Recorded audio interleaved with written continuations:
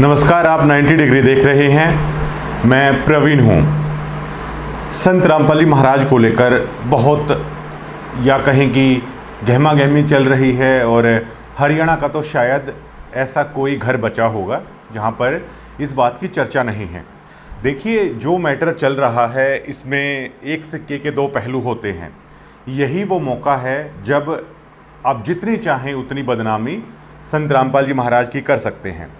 दूसरी तरफ जो संत रामपाल जी महाराज के भक्त हैं उनके पास भी ये बेहतरीन मौका है कि वो अपने सतगुरु की जो खासियत हैं, उनके सतगुरु का जो मार्ग है, जो पंथ है, वो भी उनके लिए सबसे बेहतरीन मौका है लोगों को ये बताने का। क्योंकि संत रामपाल जी महाराज ने एक सार शब्द को लेकर एक खुलासा किया था कि स्वाति नक्षत्र में अगर सीप का मुंह खुला है और उसको प्यास लगी है और बूंद भी हो रही है तो एक बूंद मात्र से मोती बन जाता है। इतने से भी काम नहीं चलता। अगर मीन मछली जो सीप का मुंह बंद होता है उसको आकर जब टक्कर मारती है, एक झिल्ली होती है, जब उसको खा लेती है तब मोती बाहर आता है। तो इसका मतलब क्यूरियोसिटी, तो सारे शब्द का भी मेन वो बताया है कि क्यूरियोसिटी होनी चाहिए, मतलब उत्सुकता होनी चाहिए। आज हर कोई व्यक्ति उत्सुक है। वो ये भी जानना चाहता है कि क्या कोई खासियत है भी या नहीं है। वो ये भी जानना चाहता है कि क्या सबसे बदनाम पंथ क्या यही है। तो इसी क्यूरियोसिटी के दरमियान है मैं आपको बताना चाहता हूँ कि संत रामपाल जी महाराज का असली पंथ, असली मार्ग क्या है। देखिए, हो सकता है कि वीडियो थोड़ा सा लंबा हो जाए, लेकिन पूरे हरियाणा में ये मुद्दा बना हुआ है। तो अगर आप थोड़ा सा समय अपना देंगे तो बहुत सारे सवालों का जवाब आपको इस वीडियो से है वो मिल जाएगा। उसके बाद आप संत रामपाल जी महाराज की आपकी मर्जी है तो गुंडा भूंडा, चाहे आप उसको कुछ भी कह सकते हैं उनको। देखिए, दास भी संत रामपाल जी महाराज का शिष्य है। वो बात अलग है कि दास की आश्रम के अंदर एंट्री नहीं है। आश्रम के जितने भी भगत हैं वो दास के बारे में पता नहीं क्या क्या भ्रांतियाँ हैं, क्या क्या चीज़ें फैलाते हैं। और दास की कभी संत रामपाल जी महाराज से मुलाकात भी नहीं हुई है। लेकिन उसके बावजूद भी आखिर मैं क्यों संत रामपाल जी महाराज से प्रभावित हुआ, आज तक क्यों जुड़ा हुआ हूँ, ये सवाल नहीं उठता। क्या हमारे मन में ये सवाल नहीं आया नाम लेने से पहले कि ये दूध से नहाया करते थे। जबकि जिस गांव से मैं आता हूँ, डीगल गांव में, अभी जो सौम्या माथुर या सोनिया रानी जो कह रही हैं सतगुरु के बारे में, या धर्मेंद्र हुड्डा जो कह रहे हैं सतगुरु के बारे में, तो ऐसा लगता है कि शायद इससे आगे कहने को कुछ ना हो। जबकि मैं आपको ये बताना चाहता हूँ कि डीगल और करोथा ने तो जो जो कहा वो शायद धर्मेंद्र हुड्डा या सोनिया हैं, वो उसका 1% भी उन लोगों ने नहीं कहा है जो बतौर डीगल का होने के नाते हमने कहा। धर्मेंद्र हुड्डा या सोनिया ने तो कभी सतलोक आश्रमों पर आकर डड़े नहीं मारे हैं। डीगल और करोथा ने तो डड़े भी मारे हैं और किस हद तक सब कुछ किया है। धर्मेंद्र हुड्डा और सोनिया रानी उसका 1% भी नहीं कर पा रहे हैं। लेकिन आप ये देखिए, इतना सब होने के बावजूद भी दास ने जब संत रामपाल जी महाराज के ज्ञान को पढ़ा, उनकी पुस्तकों को पढ़ा, तो दास के पैरों तले ज़मीन खिसक गई।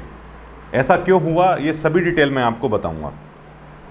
अब सतगुरु रामपाल जी महाराज को लेकर जो भ्रांतियाँ फैलाई जा रही हैं कि हुक्का जो पीता है उसको लेकर है, उन्होंने कहा है भात भरने को गलत बताया है, पैर दबवाते हैं महिलाओं से, दूध से नहाते हैं और उस दूध के बाद उसकी खीर बनाई जाती है और उसके बाद भक्तों को है वो खिलाया जाता है।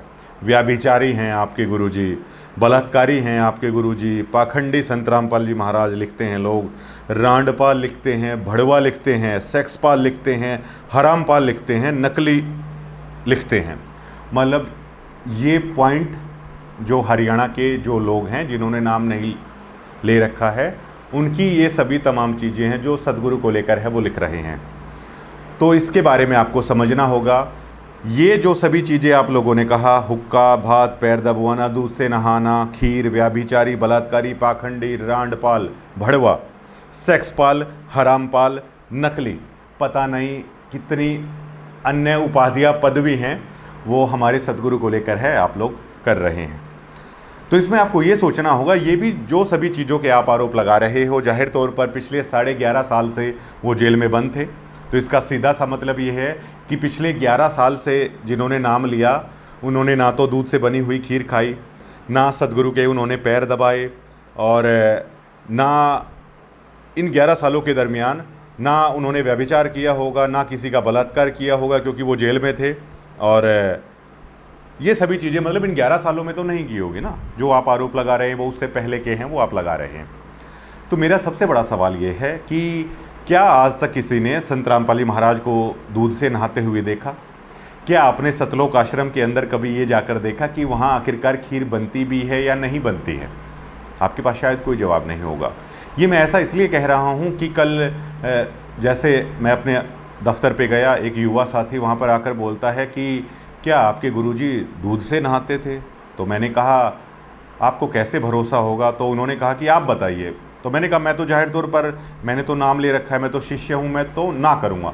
लेकिन आप एक उदाहरण से समझिए कि आपके रिश्ते वाले आ रहे हैं, बात चल रही है शादी की, तो उसने कहा हाँ चल रही है। तो मैंने कहा कि जब आपका कोई रिश्ता पक्का हो जाए तब आप मुझे उनका एड्रेस दे दीजिएगा। केवल मैं इतना करूँगा, उन लोगों को जाकर मुझे ये बोलना है कि आपकी लड़की की ज़िंदगी ख़राब हो जाएगी, ये लड़का स्मैक पीता है, गलत आचरण इसका है, अन्य लड़कियों को इसने फंसा रखा है।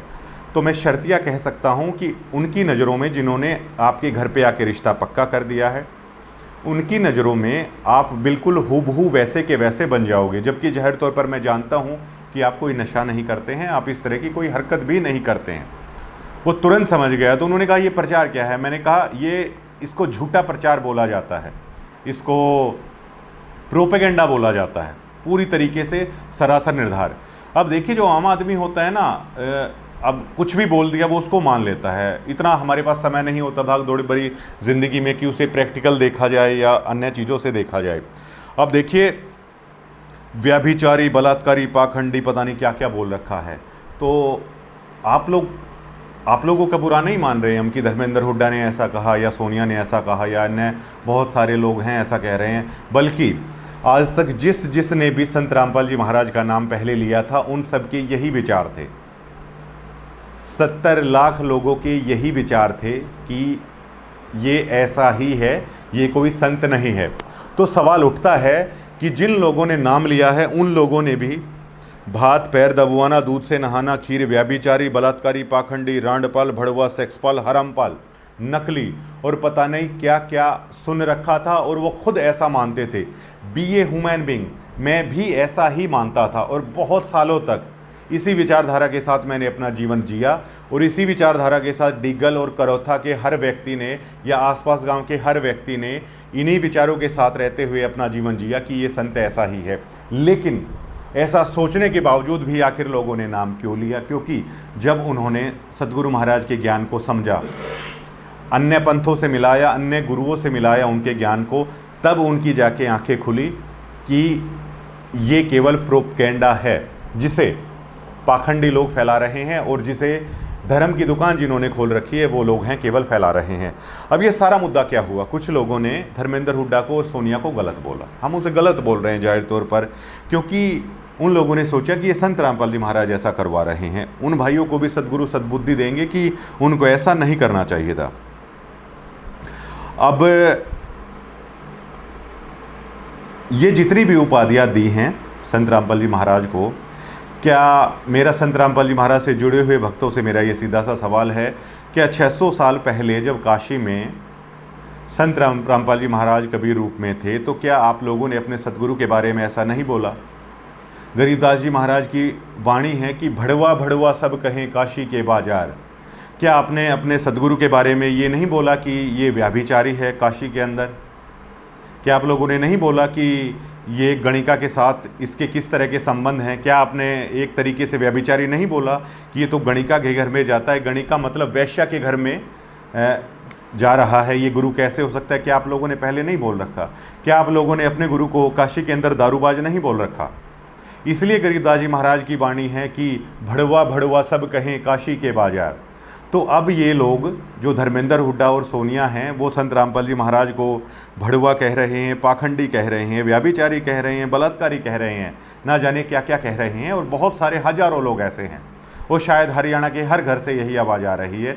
तो फिर आखिरकार आप लोगों को क्यों बुरा लग रहा है?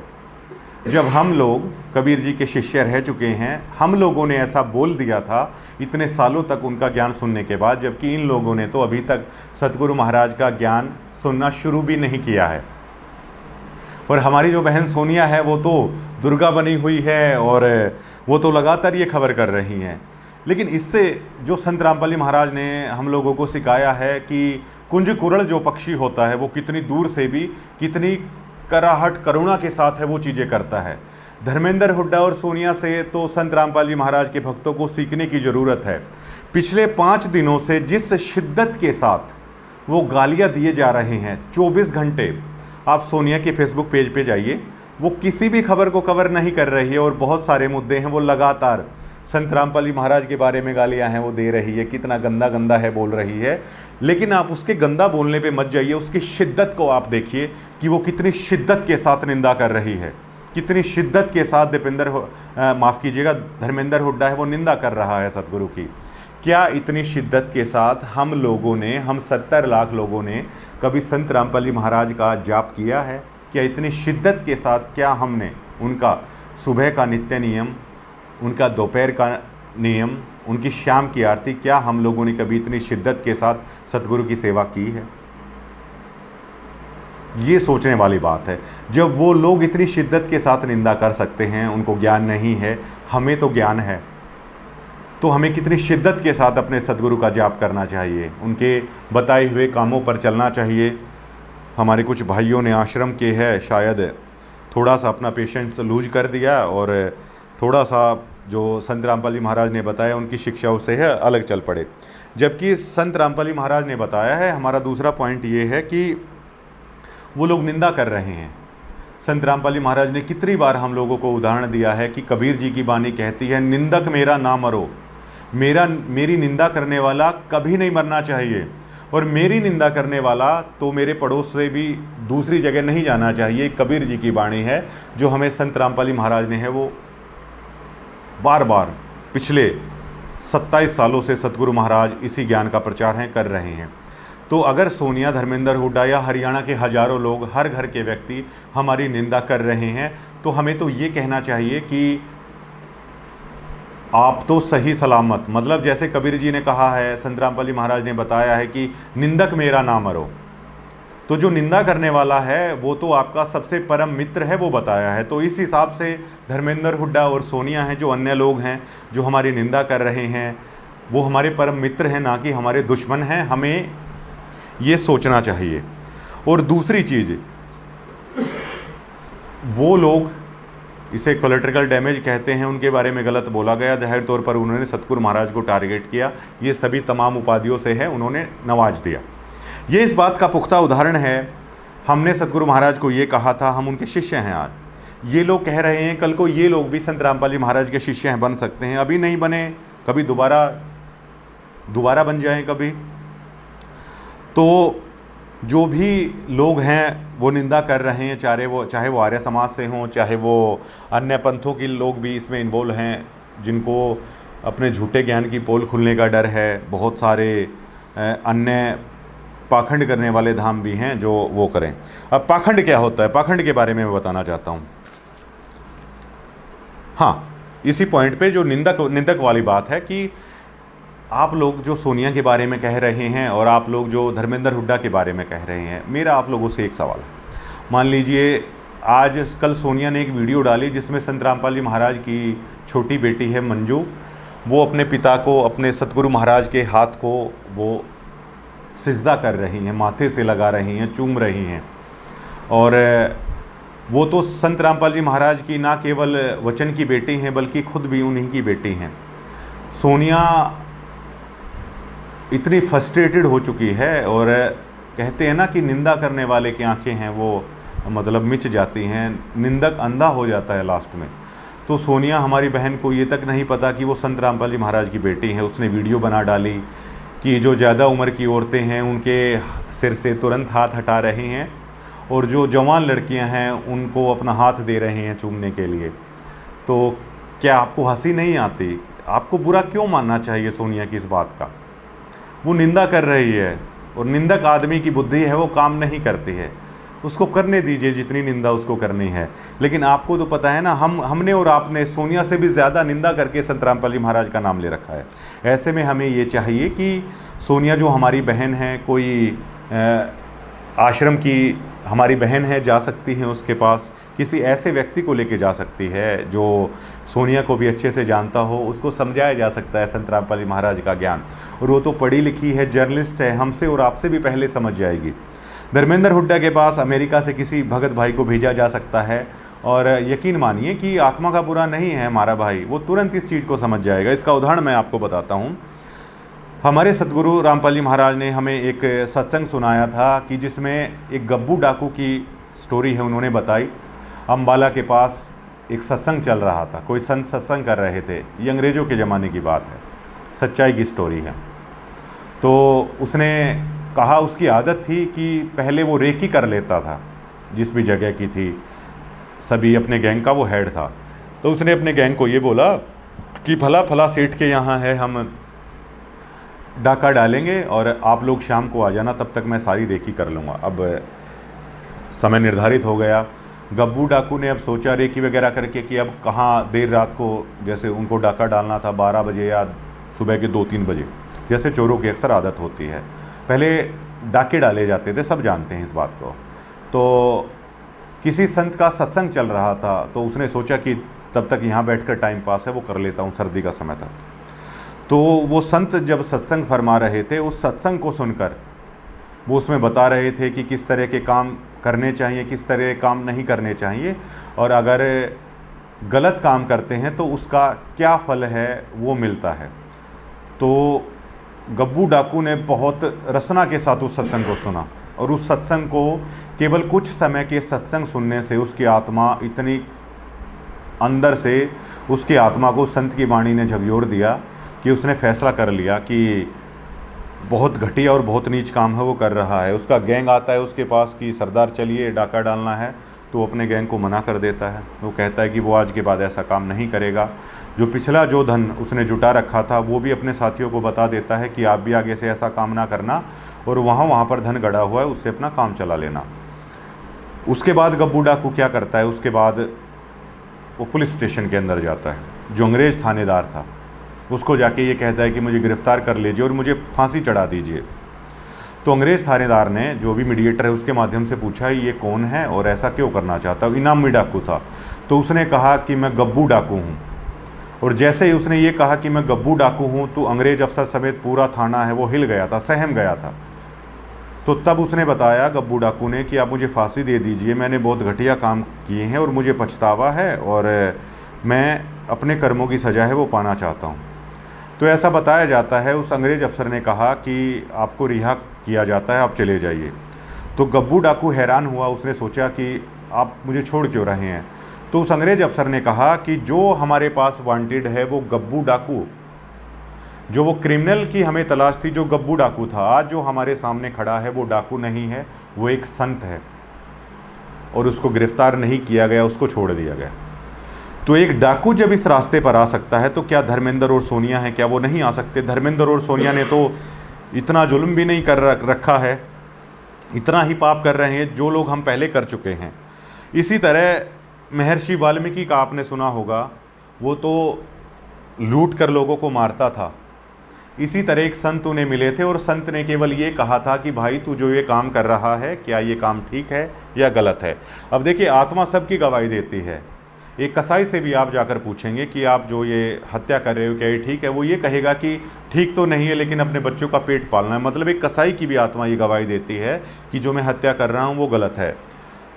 तो महर्षि वाल्मीकि ने कहा, उस समय वो एक डाकू ही थे, बाद में महर्षि की उपाधि है, पूरे जगत ने उनको दी और बहुत प्रसिद्ध संत हैं महर्षि वाल्मीकि हैं, वो हुए हैं, कितना सम्मान आज उनका है। तो कहा कि भाई तू मुझे मार लेना, तू लूट लेना, लेकिन एक बार अपने परिवार से जाके पूछ लो कि क्या वो आपके इस पाप में साझेदार होंगे।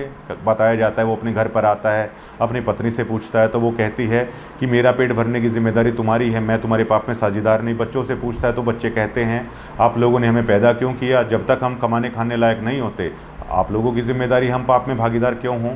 अपने परिवार की ये बात सुनकर अंदर से इतना द्रवित हो उठता है, जाकर उन संत के पैर पकड़ लेता है और महर्षि वाल्मीकि के नाम से जिसे हम जानते हैं, नित्यानंद जी जिनका दुबर्दन माजरा से आगे जटेला धाम है। तो नित्यानंद जी के बारे में भी आपको बता दें कि 200-250 साल पहले तहसीलदार हुआ करते थे नारनौल के नवाब के पास, घोड़ा हुआ करता था। आज जिसके पास शायद जैगुआर BMW है उसकी इतनी वैल्यू नहीं है जितनी वैल्यू जब कोई घोड़ा रखता था उसकी हुआ करती थी। आज आप ये अंदाज़ा लगा सकते हैं कि जैसे प्राइवेट जेट किसी के पास हो, हेलीकॉप्टर किसी के पास हो, तो उस समय घोड़े रखने वाले को इतना माना जाता था।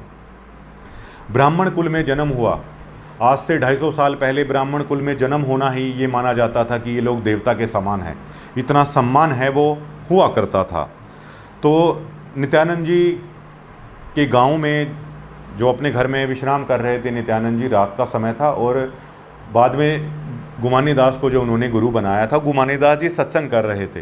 तो उस सत्संग में वो बता रहे थे कि और बात तेरे काम न आवे तू संतो शरणा लाग रे, क्यों सोवे गफलत में बंदे जाग जाग नर जाग रे। ये सत्संग चल रहा, तो सत्संग में बताया जा रहा था कि भाई दूसरी कोई चीज़ें काम नहीं आनी है। और उसमें ये भी जिक्र चल रहा था चाहे आप आज कितने ही बड़े हों, चाहे आप तहसीलदार हों या चाहे आप DC लगे हुए हों, तो बिना भक्ति के कुछ काम नहीं आना है आखिरकार में। तो यकीन मानिए गुमानी दास की जब ये पंक्तियाँ, ये सत्संग जब सुना नित्यानंद जी ने तो अंदर से हिल गए वो। उन्होंने तभी डिसाइड कर लिया कि ये सब कुछ छोड़ छाड़ के अब भक्ति के रास्ते पर है चलूँगा। तो उन्होंने जैसे पूछा, पता लगाया जिसके घर में सत्संग था कि ये कौन थे, तो उन्होंने बताया गुमानी दास हैं और कहाँ हैं। नित्यानंद जी को बताया गया कि वहाँ उस जगह पर उनका आश्रम है। तो नित्यानंद जी नहा धोकर और चल पड़ते हैं अपने घोड़े पर, बन ठन के बिल्कुल, और गुमानी दास जी से ज्ञान चर्चा के लिए भी और उनको गुरु धारण करने के लिए। तो रास्ते में गुमानी दास जी आ रहे होते हैं। तो पहले जैसे हम मानते थे ना कि शुभ काम के लिए जा रहा था, बीच में कोई आ गया, तो इस तरीके से। तो ब्राह्मण कुल में जन्म था और तहसीलदार थे और एटीट्यूड कूट कूट कर भरा हुआ था नित्यानंद जी में, क्योंकि टोरा ही ऐसा था।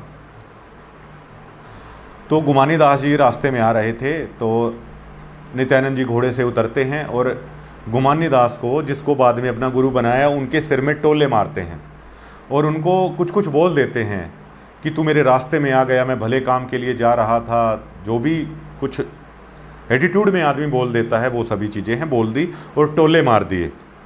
गुमानी दास जी शांत रहे, कुछ नहीं बोला। उसके बाद आश्रम में पहुंचते हैं नित्यानंद जी और गुमानी दास भी आ जाते हैं। तब तक नित्यानंद जी से जो भगत वहाँ पर थे उनको जलपान कराया, जो भी होता है संतों के डेरे में जाने के बाद। और नित्यानंद जी ने फिर पूछा कि यहाँ पर गुमानी दास जी नाम के संत हैं, वो कौन हैं। तो जो भगत थे उन्होंने बताया कि वो सामने बैठे हुए वो गुरु गुमानी दास जी हैं। जिसको टोले मान रखे थे वही गुमानी दास जी थे। अब यकीन मानिएगा नित्यानंद ने जब उनको देखा कि ये इनको तो तूने टोले मार रखे हैं, तो शर्म से अपनी गर्दन है झुका ली, जैसे अफसोस होता है एक सज्जन पुरुष को। तो गुमानी दास जी को जाकर उन्होंने बोला कि मैंने तो आपके तो सिर में टोले मार दिए हैं, आपको बहुत भला बुरा बोला। तो गुमानी दास जी ने नित्यानंद को कहा कि कोई नहीं बेटा, एक कुमार के घर से जब हमें मटका लेकर आते हैं तो उसको भी पूरी तरीके से ठोक बजाकर हम देख लेते हैं। तूने भी अपने गुरु के सिर में टोले मारकर ठोक बजाकर देख लिया है कि तेरा गुरु सतगुरु पूरा है या नहीं है। ये संतों की भाषा होती है और ये संतों का स्वभाव होता है।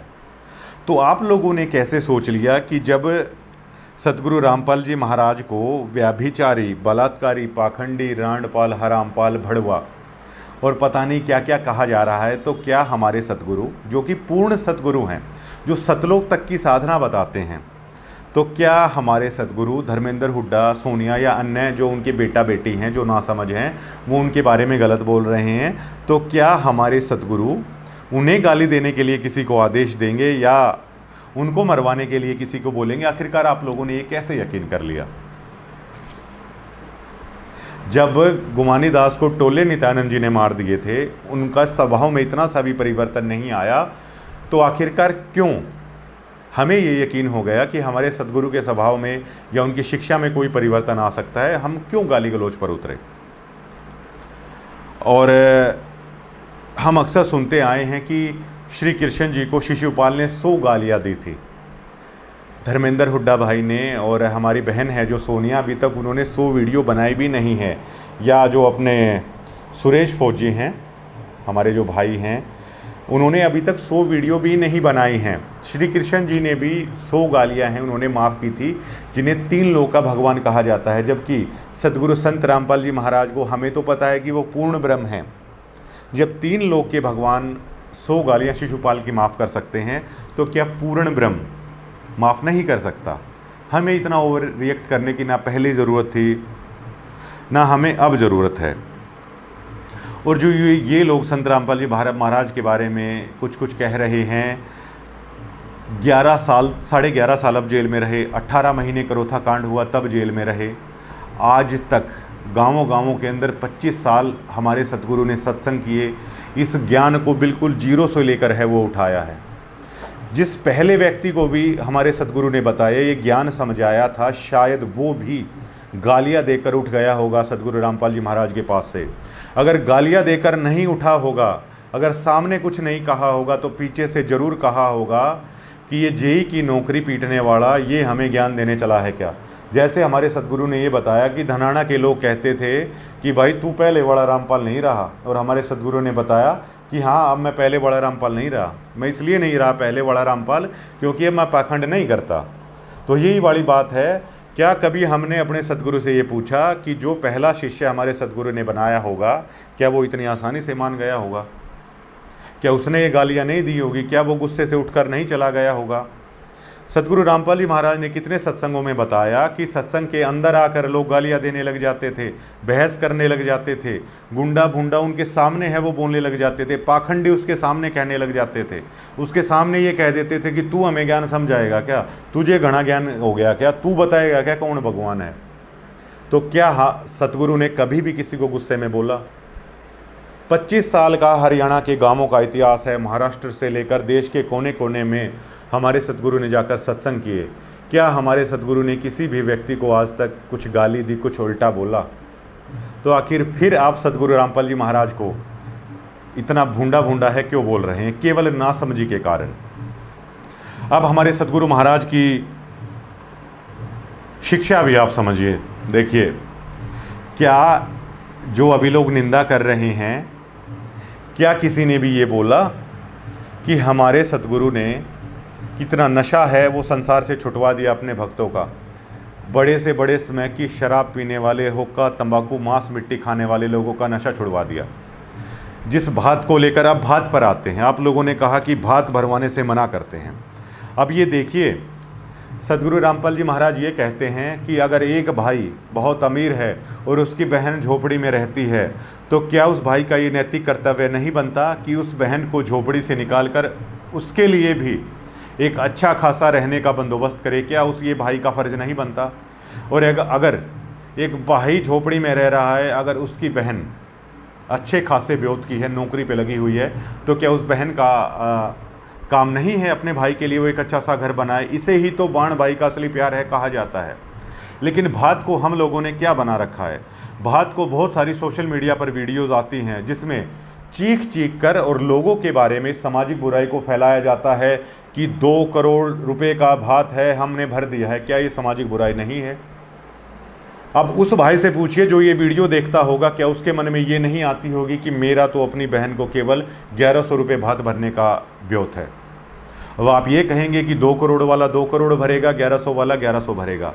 तो भैया 2 करोड़ वाला जब भर रहा है ना, तो इसमें एक रीति रिवाज है वो बनाया जा रहा है कि बहुत सारे लोगों को इकट्ठा करके और उनके बीच में इसको एक बड़ाई के तौर पर है वो बोला जाता है। अगर आखिर एक व्यक्ति को अपनी बहन को 2 करोड़ का भात भरना है, तो क्या समाज के बीच में वीडियो बनवाकर, या समाज में पंडित जी वहाँ पर बैठता है, रिश्तेदारियाँ बैठती हैं, क्या उसके बीच में ये भात भरना ज़रूरी है? क्या वो अपनी बहन को या उसका जो बहनोई है या परिवार के लोगों के बीच में जाके वो आराम से कमरे के अंदर वो ये बोल दे कि बहन शादी ब्याह का माहौल है, ये बात के नहीं है, लेकिन मेरी इच्छा है तुझे 2 करोड़ रुपए देने की, ये 2 करोड़ रुपए दे दिए। तो क्या तब उस बहन को 2 करोड़ रुपए नहीं मिले?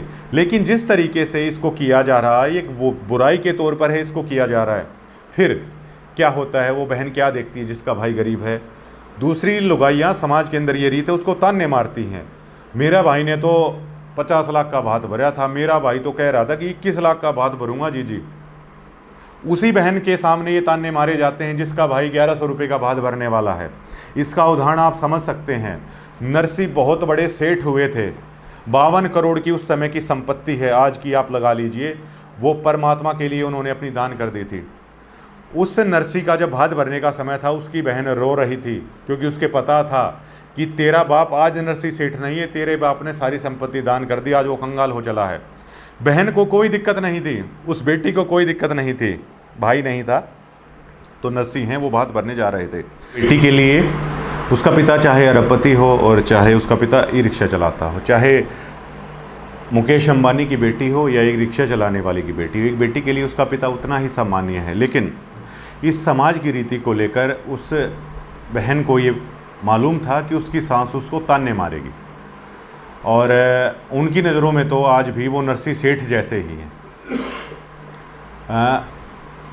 उसकी सासू उसको ताने भी मारती थी कि पहले तेरा बाबू सेठ था, अब देखेंगे अब क्या करेगा, कंगाल हो गया, तू मेरी बेइज्जती कराएगी सोसाइटी के अंदर, समाज के अंदर, फला फला मुझे क्या बोलेंगी कि क्या भात भर के गया है, अब तो उसने सारा दान कर दिया, वो कंगाल कहाँ से लाएगा, और कल हमारी बहुत बेइज्जती है वो होने वाली है। अब नरसी भगत का किस्सा हम अक्सर सुनते हैं कि टूटी गाड़ी जोड़कर है वो चल पड़ा, और सूरदासों को लेकर, जो सूरदास संत थे उनको लेकर है वो, जिनको दिखाई नहीं देता था उनको लेकर वो चल पड़ा। कोई साथी भी नरसी के पास नहीं था। अगर आपके पास पैसा नहीं है तो आपके पास शायद भात में चलने के लिए भी लोग ना मिले। तो 1100 का जो भात भरने वाला है उसके साथ कोई एमएलए या कोई करोड़पति या फॉर्चूनर वाले उसके साथ आज तक कभी आपने देखा है? जिस भाई का 1100 रुपये भरने का ब्योत है और उसके साथ भाती फॉर्चूनर में आए हों, कोई किस्सा मिल जाएगा तो कोई रेयर ही है मिल जाएगा। तो नरसी सेठ के पास तो भाती भी नहीं बचे थे निर्धनता के कारण। अगर ये इतनी अच्छी रीति होती तो नरसी तो सेठ था तो लोगों के काम भी आया होगा उस नगरी के। दोस्तों, नरसी के पास भात भरने तक भी कोई नहीं चला। नरसी वहाँ पर जाता है, उसी की बेटी बोलती है कि बाबू किस तरिया आ गया और देख किन ने लेकर आया। भजन भी बनते हैं इसके ऊपर तो कि बेइज्जती होगी हमारी। तो उसकी सासू चिंगाड़ चिंगाड़ के बुराई करने लग जाती है, बेटी रोने लग जाती है, मेरी तो बेइज्जती होती है। उसके बाद हम फिर कहते हैं ना कि भगवान ने आके उसका भात भरा और पैसे बरसाए, और जब वाहवाही है उसकी हुई थी। तो भाई नरसी की तो इज्जत भगवान ने बचा ली थी, वो भगत था। लेकिन आज जो एक गरीब भाई है उसकी इज्जत कौन सा भगवान आके बचाए? यही है वो भगवान जो इस कुरीति को ही जड़ से है वो ख़त्म है, वो करना चाहता है। अब जाहिर तौर पर जिस खबर को आप लोग भी देख रहे होंगे, आपकी बहन भी होगी, मेरी भी है, और जाहिर तौर पर आप भी भात भरने के लिए जाओगे। जब आपके भाणजे भाणजियों की शादी होगी तो जाहिर तौर पर मेरे भी 2 भाणजे हैं, उनकी भी शादी होगी। अगर उनकी भी शादी होगी तो मैंने तो नाम ले रखा है, मेरी भी बहन है, तो उनका क्या रिएक्शन होगा इसका सतगुरु रामपाल जी महाराज बताते हैं कि आप शादी के उपलक्ष्य में ये ना करो। अपनी बहन को जाके जितना भी आपको भात में देना था या उस ऐसी रिवाज के अंदर लोगों के बीच में देना था, ब्याह से 1 हफ्ते पहले चले जाओ, और जितना आपको उस भात के दरमियान लोगों को देना था तो अपनी बहन के हाथों में, या आपका बहनोई भी साथ में बैठा हो उस कुणबे के हाथों में आराम से अपनी बाण को दे दो कि ले जीजी, ये तू मानती है तेरे घर में खुशी है, तो ये मेरे भाई की तरफ से वैसे मेरा दिल कर गया था, आप इस तरीके से करिए। तो ये कौन सी बुराई है? क्या आज के दिन हमारी सोसाइटी इसको ऐसे नहीं देख रही? क्या लुगाई ताने नहीं मारती? तेरा भाई कौन सा सूट लेके आए? लुगाइयों के बीच में वो सूट दिखाने की प्रथा है। लुगाइयों को सूट क्यों दिखाने हैं भाई? उसका भाई लेके आया अपनी बहन को वो देने वाला। सोसाइटी क्यों डिसाइड करे फिर कि वो सूट अच्छे हैं या भूंडे हैं? अब अमीर दे देगा तो दूसरी वैसे जड़ेंगी उनके मन में, या उनका भाई गरीब है तो उनके मन में ये आएगी फिर इसका भाई तो अमीर है ले आया। अगर भाई गरीब है, वो सूट देखने वाली अमीर है, तो वो उस बाण को ताने मारेंगी कि ये कैसा सूट लेके आया है, ये सूट पहनने के कोई। तो क्या ये कुरीति नहीं है? अगर कुछ नगद ही देना है तो वैसे भी दिया जा सकता है लोगों के, जैसे अब मृत्यु भोज है, बहुत सारी खापें हैं वो बंद कर रही हैं, बहुत सारी खापें डीजे बंद कर रही हैं, बहुत सारी खापें बारातों के अंदर जो हथियारों के साथ फायर किया जाता है उसको बंद कर रही हैं। बहुत सारी खापों ने बहुत सारे ऐसे फैसले लिए हैं जो सामाजिक कुरीतियों को ये हटा रही हैं। तो जिस तरह भात को इस तरीके से दिखाया जाता है, 2 करोड़ का भात भर दिया, कई वीडियो आप लोगों ने ऐसी देखी होंगी, 2 करोड़ का प्लाट दे दिया है, एक फॉर्च्यूनर गाड़ी दे दी है, इतने मन सोना दे दिया है, तो क्या आप लोगों का ये दिल नहीं किया कि इन्होंने तो भर दिया, मैं कहाँ से भरूं? तो ऐसे ये बुराई है वो बढ़ती रह जाती है। तो इसलिए सतगुरु महाराज ने है हम भक्तों का बंद कर रखा है, इसलिए बंद कर रखा है, केवल अपनी बहन की मदद करने के लिए नहीं बंद कर रखा। अब हुक्के को लेकर आपने कहा कि सतगुरु रामपाल जी महाराज ने कह दिया कि हुक्का पीना तो डेड आदमी होता है जो हुक्का पीता है। अब देखिए इस शब्द को लेकर आपको ठेस लगी, इस शब्द को हरियाणा में गलत नज़रिए से देखा जाता है। तो जो संतों का मार्ग होता है ना दोस्तों, संत लाग लपेट, संत ऐसे नहीं बोलते, वो संत ही क्या जो सीधा ना बोले, संत घुमा फिरा के नहीं बोलते, संत सीधा बोलता है। जैसे एक डॉक्टर के पास अगर आप जा रहे हैं और डॉक्टर अगर आपको ये बोल दे, वो सामने एक्सरा होता है और आपके गले का या शरीर का फेफड़ों का उसने लगा रखा है, लाइट चसी रहती है और उस एक्सरे को टांग कर वो ये बोलता है कि आपके फेफड़ों के अंदर इतना धुआं है। और डॉक्टर अगर ये भी बोल देना उसको कि अरे हरामजादे, अगर उसका जानकार है तो ऐसे भी बोल देगा वो डॉक्टर, अगर 2-3 बार पहले उसके पास जा रखा है कि हरामजादे तुझे मैंने कितनी बार बोल रखा है कि तुझे धुआं नहीं पीना था, तूने धूम्रपान नहीं छोड़ा ना, तू मर जाएगा, तेरी पत्नी विधवा हो जाएगी, तेरे बच्चे सड़कों पर घूमते फिरेंगे, अरे दुष्ट आदमी तू ये धुआं पीना क्यों नहीं छोड़ता? क्यों क्या वो डॉक्टर उस पेशेंट को गलत बोल रहा है क्या? उस पेशेंट को ये पता है, इतनी सुनने के बावजूद भी ये कहेगा कि डॉक्टर साहब कोशिश की थी नहीं छूट रहा और मैंने तो झूठ बोल दिया था कि मैंने छोड़ दिया है, मैं आगे से छोड़ दूंगा। उसने उस डॉक्टर की बात का बुरा नहीं माना। और क्या एक बूढ़ा भी अगर होका पीता है तो अगर उसका छोटा पोता अगर उस नाल को भी पकड़ेगा ना तो वो कहे गंदी चीज़ है इसको मत पी। और आप यकीन मानिए कोई भी हुक्का छोड़कर अगर अपने माता पिता को या अपने दोस्तों को अगर ये बोलना मैंने तो हुक्का छोड़ दिया है, तो वो यही बोलेंगे भाई बहुत अच्छा करा, हमारी ये बाण छूट नहीं रही, तूने हुक्का छोड़ दिया तो बहुत ठीक किया, बहुत बार हमने भी कोशिश करी थी भाई, हमारा तो नहीं छूट पा रहा। मैंने खुद हुक्का पिया करता था, खुद हुक्का छोड़ दिया, संत रामपाल जी महाराज का नाम लिया, आज सब गवाह हैं, जो मेरे पत्रकार साथी हैं वो भी, जो अन्य दोस्त हैं, हर कोई गवाह है। और यकीन मानिए जब मैंने मेरी माँ को आके ये बोला कि मैंने हुक्का छोड़ दिया है तो मेरी माँ की खुशी का ठिकाना नहीं था। अपनी भी स्टोरी बताऊंगा कितना गंदा बोला करते थे और कैसे कैसे संत रामपाल जी महाराज से जुड़े हैं। पाखंड के बारे में मैं आपको बताता हूँ। अब माफ़ कीजिए, अगला उस टॉपिक पर भी आएंगे, पैर दबाना। अब पैर दबा रहे हैं, इसमें तो झूठ नहीं है। चलिए व्यभिचारी, बलात्कारी, भड़ुआ, पाखंडी, वो सारी चीज़ें तो झूठ है, पैर तो दबवा रहे हैं भैया सदगुरु रामपाल जी महाराज, इसमें क्या झूठ है। तो अब बहुत सारे लोग ऐसे हैं जो प्रेमानंद जी महाराज से जुड़े हुए हैं, वो कर रहे हैं। बहुत सारे ऐसे हैं जो क्रिटिसाइज कर रहे हैं संत रामपाल जी महाराज को, जो राधा स्वामी पंथ से जुड़े हुए हैं, धन धन सतगुरु से जुड़े हुए हैं, या अन्य किसी डेरों से उन्होंने अपना गुरु बना रखा है। तो अगर वो संतों से जुड़े हुए हैं तो अपने गुरु को जाकर है वो कन्फर्म कर सकते हैं कि आखिर संतों के पैर हैं क्यों दबाए जाते हैं। जब आप ये मान लेंगे तो एक सवाल भी उठेगा, उसका भी यहाँ पर निर्णय करेंगे कि इस पाखंडी के पैर फिर क्यों दबाने, गुरु के तो पैर दबाने होते हैं। तो साहिब कबीर जी की वाणी मैं आपको थोड़ी सी यहाँ पर सुनाना चाहूँगा कि गुरु का क्या महत्व है। कबीर दंडवत गोविंद गुरु बंधु अविजन सोए, पहले भय परिणाम तीन नमो जो आगे सोए। कि अपने गुरु को दंडवत कीजिए, गोविंद का दर्जा दिया है, अपने गुरु को भगवान का, परमात्मा का दर्जा देना चाहिए। और पहले भय परिणाम तीन नमो जो आगे हुए, सबसे पहले अपने गुरु को प्रणाम कीजिए, उसके बाद जो होगा सो देखा जाएगा। कबीर गुरु को कीजिए दंडवत कोटि कोटि प्रणाम, कीट ना जाने भृंग को यो गुरु करे आप समान। अपने गुरु को करोड़ करोड़ बार दंडवत प्रणाम करना चाहिए। जो सुभाष फौजी हमारे भाई कह रहे थे कि लेट कर प्रणाम है करते हैं, सुभाष फौजी जी आप किसी भी संत के पास जाइए, क्या कबीर जी की ये शिक्षा गलत है? ये कबीर पंथ है, प्योर कबीर पंथ है ये। उसमें तो कहा जा रहा है कि करोड़ करोड़ बार अपने गुरु को प्रणाम कीजिए। शायद हम अपनी ज़िंदगी में संत रामपाल जी महाराज को करोड़ करोड़ बार दंडवत है वो ना कर पाएँ, क्योंकि कलयुग के अंदर भैया इतना लंबा जीवन होता नहीं सतयुग की तरह कि करोड़ करोड़ बार आप दंडवत कर पाएँ। तो तो वो भावना से एक बार दंडवत करके भी हम ये भावना रखते हैं कि सतगुरु महाराज कोटि कोटि बार प्रणाम, आपके चरणों में हमारा। गुरु गोविंद कर जानिए, रहिए शब्द समाए, मिले तो दंडवत बंदगी, नहीं पल पल ध्यान लगाए। संत रामपाल जी महाराज का जो शिष्य है उन्हें भगवान कह रहा है, तो वो कहाँ गलत कर रहा है?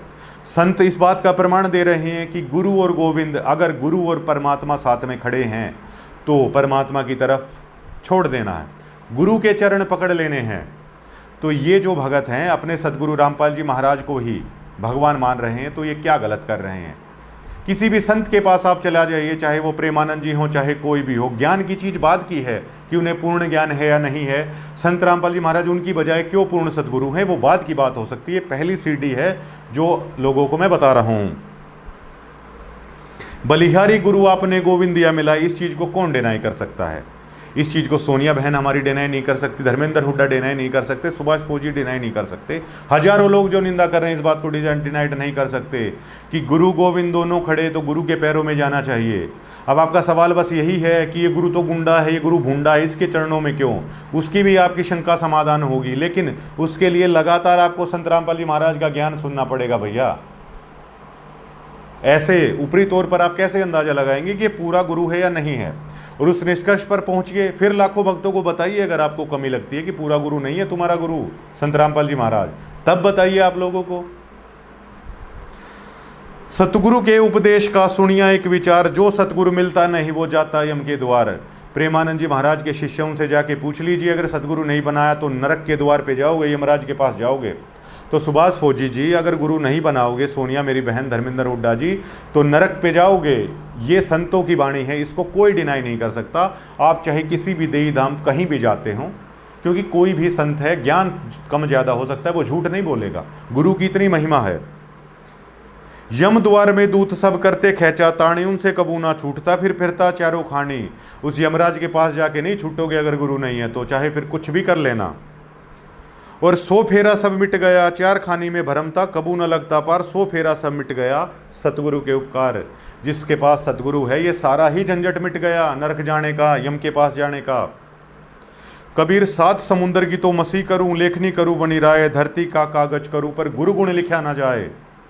7 समुद्रों की शाही बना लूं, पूरी धरती का कागज बना लूं, जितनी पूरी धरती है, पूरी धरती पर जितने पेड़ हैं, अगर उनकी भी कलम बना लूं तो भी सतगुरु का उपकार है, आप नहीं भूल सकते।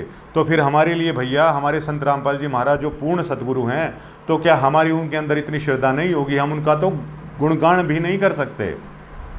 कबीर बलिहारी गुरु अपना, घड़ी घड़ी 100 बार, मानुष से देवता किया करत ना लागी बार। कबीर गुरु को मानुष जो गिने, चरणामृत को पान, ते नर नर के जाएंगे, जन्म जन्म होए सवान। हम अपने संत रामपाल जी महाराज को आखिर पूर्ण ब्रह्म क्यों ना बोलें? क्योंकि संतों की भाषा है कि अगर गुरु को मनुष्य मानते हो और चाहे उनके चरणों में भी पड़े रहना, तो वो व्यक्ति भी नरक जाएगा। इसे कोई संत नहीं झुटला सकता, चाहे गुरमीत राम रहीम जी हों, चाहे राधा स्वामी पंत के हों, चाहे कोई भी संत हो, चाहे प्रेमानंद जी हों, कोई नहीं झुटला सकता इस चीज़ को कि अगर अपने गुरु को भगवान नहीं माना आपने तो आप नरक जाएंगे। कबीर ते नर अंध हैं, गुरु को कहते और, हरि के रूठे ठोर है, गुरु रूठे नहीं ठोर।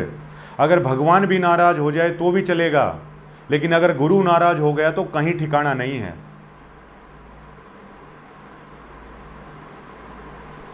कबीर गुरु सो ज्ञान जो लीजिए, शीश दीजिए दान, भौतक बोंदू बह गए राख जीव अभिमान। अरे गुरु अगर बना लिया तो अपना सर भी दान दे दे, ये संतों की भाषा है। उसका उदाहरण मैं आपको बताता हूँ। कृष्ण जी के बहुत सारे इसमें फॉलोवर हैं जो उल्टा सुल्टा कह रहे हैं संत रामपाल जी महाराज को।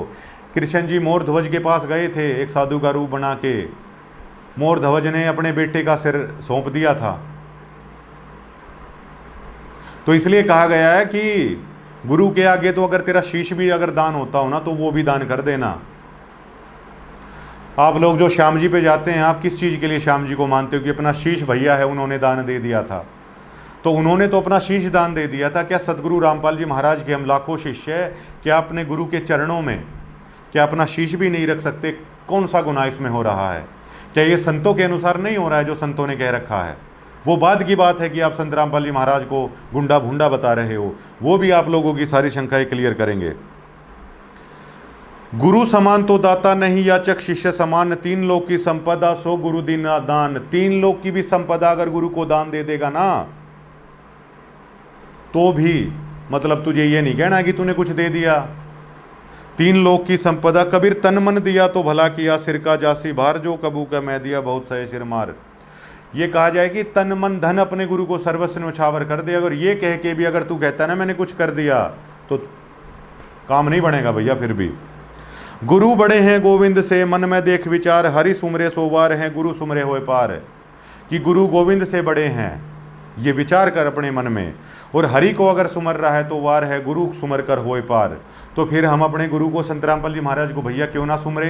संत कह रहे हैं कि भगवान को सुमरने से वार लग जाएगी, गुरु को सुमर ले तो पार हो जाएगा। तो आज लाखों बेटा बेटी संत रामपाल जी महाराज के अपने गुरु को अगर सुमर रहे हैं तो वो क्या गलत कर रहे हैं, वो संतों के कहे मार्ग पर चल रहे हैं। कबीर ये तन विष की बेलड़ी, गुरु अमृत की खान। शीश दिए जो गुरु मिले तो भी सस्ता जान, अगर शीश भी देना पड़े तो भी गुरु मिले तो भी सस्ता सौदा बताया ये। कबीर सात दीप नौ खंड में, गुरु से बड़ा ना कोई, करता करे ना कर सके, गुरु करे सो होए। सात द्वीप और नौ खंड, जिसे हिंदू धर्म के सभी गुरु मानते हैं, सात द्वीप है और नौ खंड है। ये कहा है कि कर्ता भी जो नहीं कर सकता गुरु वो भी कर देगा। कबीर राम कृष्ण से कौन बड़ा, तीनों भी गुरु कीन, तीन लोग के वे धनी, गुरु आ गया दीन। यहाँ पर कबीर जी कह रहे हैं कि अगर आप राम कृष्ण को तीन लोक के अंदर सबसे बड़ा भगवान माना जाता है, तीन लोक के धनी, अगर वो तीन लोक के भी जो भगवान हैं राम और कृष्ण, जिसे आप सबसे बड़ा मानते हैं, चलिए ये कहा है कि उन्होंने भी गुरु बनाया है, वो भी गुरु के आगे झुक गए। तो भैया संत रामपाल जी महाराज के लाखों भगत अगर उनके आगे झुक रहे हैं तो वो क्या गलत कर रहे हैं, जब राम कृष्ण भी अपने गुरु के आगे झुके। कबीर हरि सेवा युग चार है, गुरु सेवा पल एक, तासु पटन तरना तुले, संतन किया विवेक। हरि की अगर चार युगों में भी सेवा कर लो और अपने सतगुरु की अगर एक पल भी आपने सेवा कर दी तो भी बराबर मुकाबला नहीं है उसका। ये संतों ने कहा है, ये गुरु की महिमा है। तो जो आपने पैर दबाने का जो कहा था, मेरे ख्याल से आपको इस चीज़ का जवाब है वो अच्छे से मिल गया कि क्यों आखिरकार सतगुरु के चरणों में। संतों ने यहाँ तक कहा है कि 68 तीरथ भ्रम भरम आवे, सो फल गुरु के चरणा पावे, चरणा अमृत कदाचित पावे, 84 कटे लोक सिधावे। ये संतों ने कहा है। हिंदू धर्म के अंदर ये कहा जाता है तू 68 तीरों पर घूमेगा तो तेरा मोक्ष हो सकता है, जबकि होता भी नहीं है। तो ये कहा है संतों ने कि 68 तीर्थ भ्रम भरम आवे, 68 तीर्थ भी तू घूम कर आ जा, वो फल गुरु के चरणों में तुझे मिल जाएगा। तो भैया फिर संत रामपाल जी महाराज के लाखों बेटा बेटी अगर संतों के ये विचार हैं कि गुरु के चरणों में 68 तीर्थ से ज़्यादा लाभ है, तो फिर संत रामपाल जी महाराज के बेटा बेटी हम इधर उधर क्यों दौड़ते फिरें। जब 68 तीर्थों का लाभ सतगुरु के चरणों में है तो आखिरकार हम संत रामपाल जी महाराज के चरणों में हैं क्यों ना पड़े। अब आप ये सुनिए, आप लोग जो कह रहे हैं ना कि संत रामपाल जी महाराज के चरणों में है, माथा टेक रहे हैं, आज भी संत रामपाल जी महाराज के लाखों बेटा बेटी ऐसे हैं जो रो रहे हैं कि एक बार संत रामपाल जी महाराज के चरणों में है, अपना माथा हम कैसे टेकें। अब मैं अपना अनुभव बताता हूँ। दास अपनी करुणामयी कथा आपको बताना चाहता है। डीगल में दास का जन्म हुआ और डीगल में करोथा में सबसे पहले सतगुरु ने अपना आश्रम बनाया। बहुत छोटा सा था दास, और हमारे पड़ोस में हमारा जो मुंड्याण पान्या है वहाँ पे बांदरों वाला एक मंदिर बोला जाता है, वहीं पर संत रामपाल जी महाराज आते थे, साधारण सा कुर्ता पजामा पहना हुआ। और जैसे कि आप लोगों ने सबसे पहले तो हमने धारणा बना रखी है कि जो ज़्यादा माला डालेगा वो ज़्यादा संत है, तो अब हमने यही देख रखा था। तो देखकर ये वो कहते कि भाई गुरु जी आए हुए हैं हमारे ज्ञान सुनने आना, तो हम कहते गुरु क्या कहा है हो, कुर्ते पजामे पहरे अंडे से यो गुरु क्या कहा है, ये हमारे मन में विचार आते। फिर कसक होती आत्मा में की जाते हैं। फिर हमारे डीगल में एक प्रचार था कि सेवड़ा है, इसका प्रसाद नहीं खाना, इसका प्रसाद खाने से जो एक चीज़ का प्रचार और आपने किया हुआ है ना, ये भी आपको बताता हूँ कि भैंस चली गई थी करोथा आश्रम में। किस हमारे माता पिता हमें कहते, चाचा ताऊ बड़े भाई जो गांव के होते, रामपाला रिहाज गांव में, इनके घर मत जाना, इसका प्रसाद खा लिया ना तो पता नहीं क्या हो जाएगा, इसके गुण गाते फिरोगे। तो हम वैसे ही डरते थे कि सेवड़ा है भाई, तो कभी गए नहीं डर कर उनके घरों में। आश्रम बना लिया। फिर ये सुनते कि उसका तो पता नहीं क्या जादू जंतर का प्रसाद है, उसका खा लिया। तो एक बहन ने तो अपनी भैंस है वहाँ चली गई, जबकि आज तक आप लोग इतनी निंदा कर रहे हो सभी लोग, तो क्या जिसकी भैंस गई थी क्या वो सामने नहीं आ सकता क्या कोई? दूसरी चीज़ ये, क्या आप लोग इतनी बुद्धि का इस्तेमाल नहीं कर सकते? संत रामपाल जी महाराज का प्रसाद लाके आप अपने जानवरों को खिला लो, क्या वो धनान आश्रम पहुंच जाएंगे? संत रामपाल जी महाराज का प्रसाद लाकर आप अपने गली के कुत्तों को खिला लो, या जो अपने पाल रखा है उसको खिला लो, क्या वो आश्रम में पहुंच जाएगा? इतनी बुद्धि विवेक से है, हम लोग काम नहीं लेते। तो हम सेवड़ा मानते थे इनको एकदम बहुत प्रचार हुआ सतगुरु महाराज का, डले डले गांवों में आते डले मारते लोग। और जैसे अभी ईसाई मिशनरी आपके शहरों से निकलते हैं, वो बजरंग दल वाले जैसे हनुमान चालीसा नहीं पढ़ने लग जाते उनके बराबर में और नारे लगाने लगते हैं। जिस गांव में संत रामपाल जी महाराज होते हैं ना, ऐसे डले मारा करते लोग, गालियाँ दिया करते थे। हमारे सतगुरु ने अपने शरीर की मिट्टी मिट्टी कर दी, सर्वस्व अर्पण कर दिया हमारे जैसे नीचों को ज्ञान समझाने के लिए और ऊपर निकालने के लिए। हमारे सतगुरु के जैसा संघर्ष आज तक किसी संत ने नहीं किया है। डले मारे गए हमारे सतगुरु को, और दास उसमें से एक व्यक्ति है जिसने करौथा आश्रम में जाके डले मारे। और दास इतनी नफरत करता था संत रामपाल जी महाराज से, उस भीड़ के आगे, उस उन्मादी भीड़ के आगे अगर संत रामपाल जी महाराज और उसका एक भी भगत अगर सीआरपीएफ आके निकाल के ले गई, अगर उस दिन एक भी भगत या संत रामपाल जी महाराज उस भीड़ को दिख जाता जिसका हिस्सा हम भी थे, तो पता नहीं मतलब हम क्या करने की हमारे मन में ये थी। गालियाँ दे रहे थे हम गंदी गंदी, धर्मेंद्र हुड्डा और हमारी जो सोनिया बहन है या अन्य लोग हैं, आपको तो वो गालियाँ भी नहीं आती, आप लोग तो इतना गंदा भी नहीं बोले जितना गंदा हमारे डीगल के अंदर और करोथा के अंदर है संत रामपाल जी महाराज को बोला जाता था। सालों बीते इस चीज़ को। दास का एक दोस्त धीरज चाहर, जिसका नाम है सिलानी गांव, संत रामपाल जी महाराज की जो बेटियां हैं वो पुस्तक सेवा के लिए, दास का ऑफिस जज्जर पुराना बस स्टैंड है उसके सामने, तो वहाँ पर पुस्तक सेवा लेके आई हुई थी। जैसे ये एक पुस्तक है संत रामपाल जी महाराज का पवित्र भक्ति बोध, जिससे दास ने आपको ये सुनाया था परमात्मा की कृपा से कि आखिर गुरु के चरण क्यों लेने चाहिए, गुरु बनाना क्यों जरूरी होता है। ये हर सुबह हम लोग इसका नित्य नियम का पाठ है वो करते हैं, और इसमें इतना ज्ञान भरा है, आपको केवल इसी पुस्तक से पता चल जाएगा संत रामपाल जी महाराज का भक्ति बोध कि पूर्ण सतगुरु संत रामपाल जी महाराज हैं या दूसरे हैं, पाखंडी संत रामपाल जी महाराज हैं या दूसरे हैं। आपने जो भी गुरु बना रखा हो, इस ज्ञान से और उस ज्ञान से उनकी तुलना कर लेना। आज तो पढ़ा लिखा समाज है, जैसे आपके मन में आया ठीक है भैया, आपकी मान ली, गुरु का तो सम्मान होना चाहिए, इस पाखंडी का सम्मान क्यों, इस व्यभिचारी का, बलात्कारी का, इस भड़वे का सम्मान क्यों कर रहे हो? तो इस किताब से आपको पता चल जाएगा भड़वा कौन है, बलात्कारी कौन है, व्यभिचारी कौन है, पाखंडी कौन है, वो संत रामपाल जी महाराज हैं या दूसरे लोग हैं। आप इतना सा, मेरी हाथ जोड़ के आप सभी भाइयों से विनती है कि आप इतना सा करिए, और ये विनती धर्मेंद्र भाई को भी है और सोनिया बहन को भी है। दास 34 साल का हो गया था, 34 साल तक दास, जैसे अब सोनिया बहन हाथों से ऐसे इशारा कर रही है, ये बंदी छोड़ इसी तरह आशीर्वाद देते हैं। आप गरीबदास जी महाराज की फ़ोटो को देखिएगा, सोनिया मेरी बहन जिस तरह की मुद्रा आप बना रहे हैं, जो बंदी छोड़ होता है ना, जो पूर्ण सदगुरु होता है, वो इसी तरह आशीर्वाद देता है।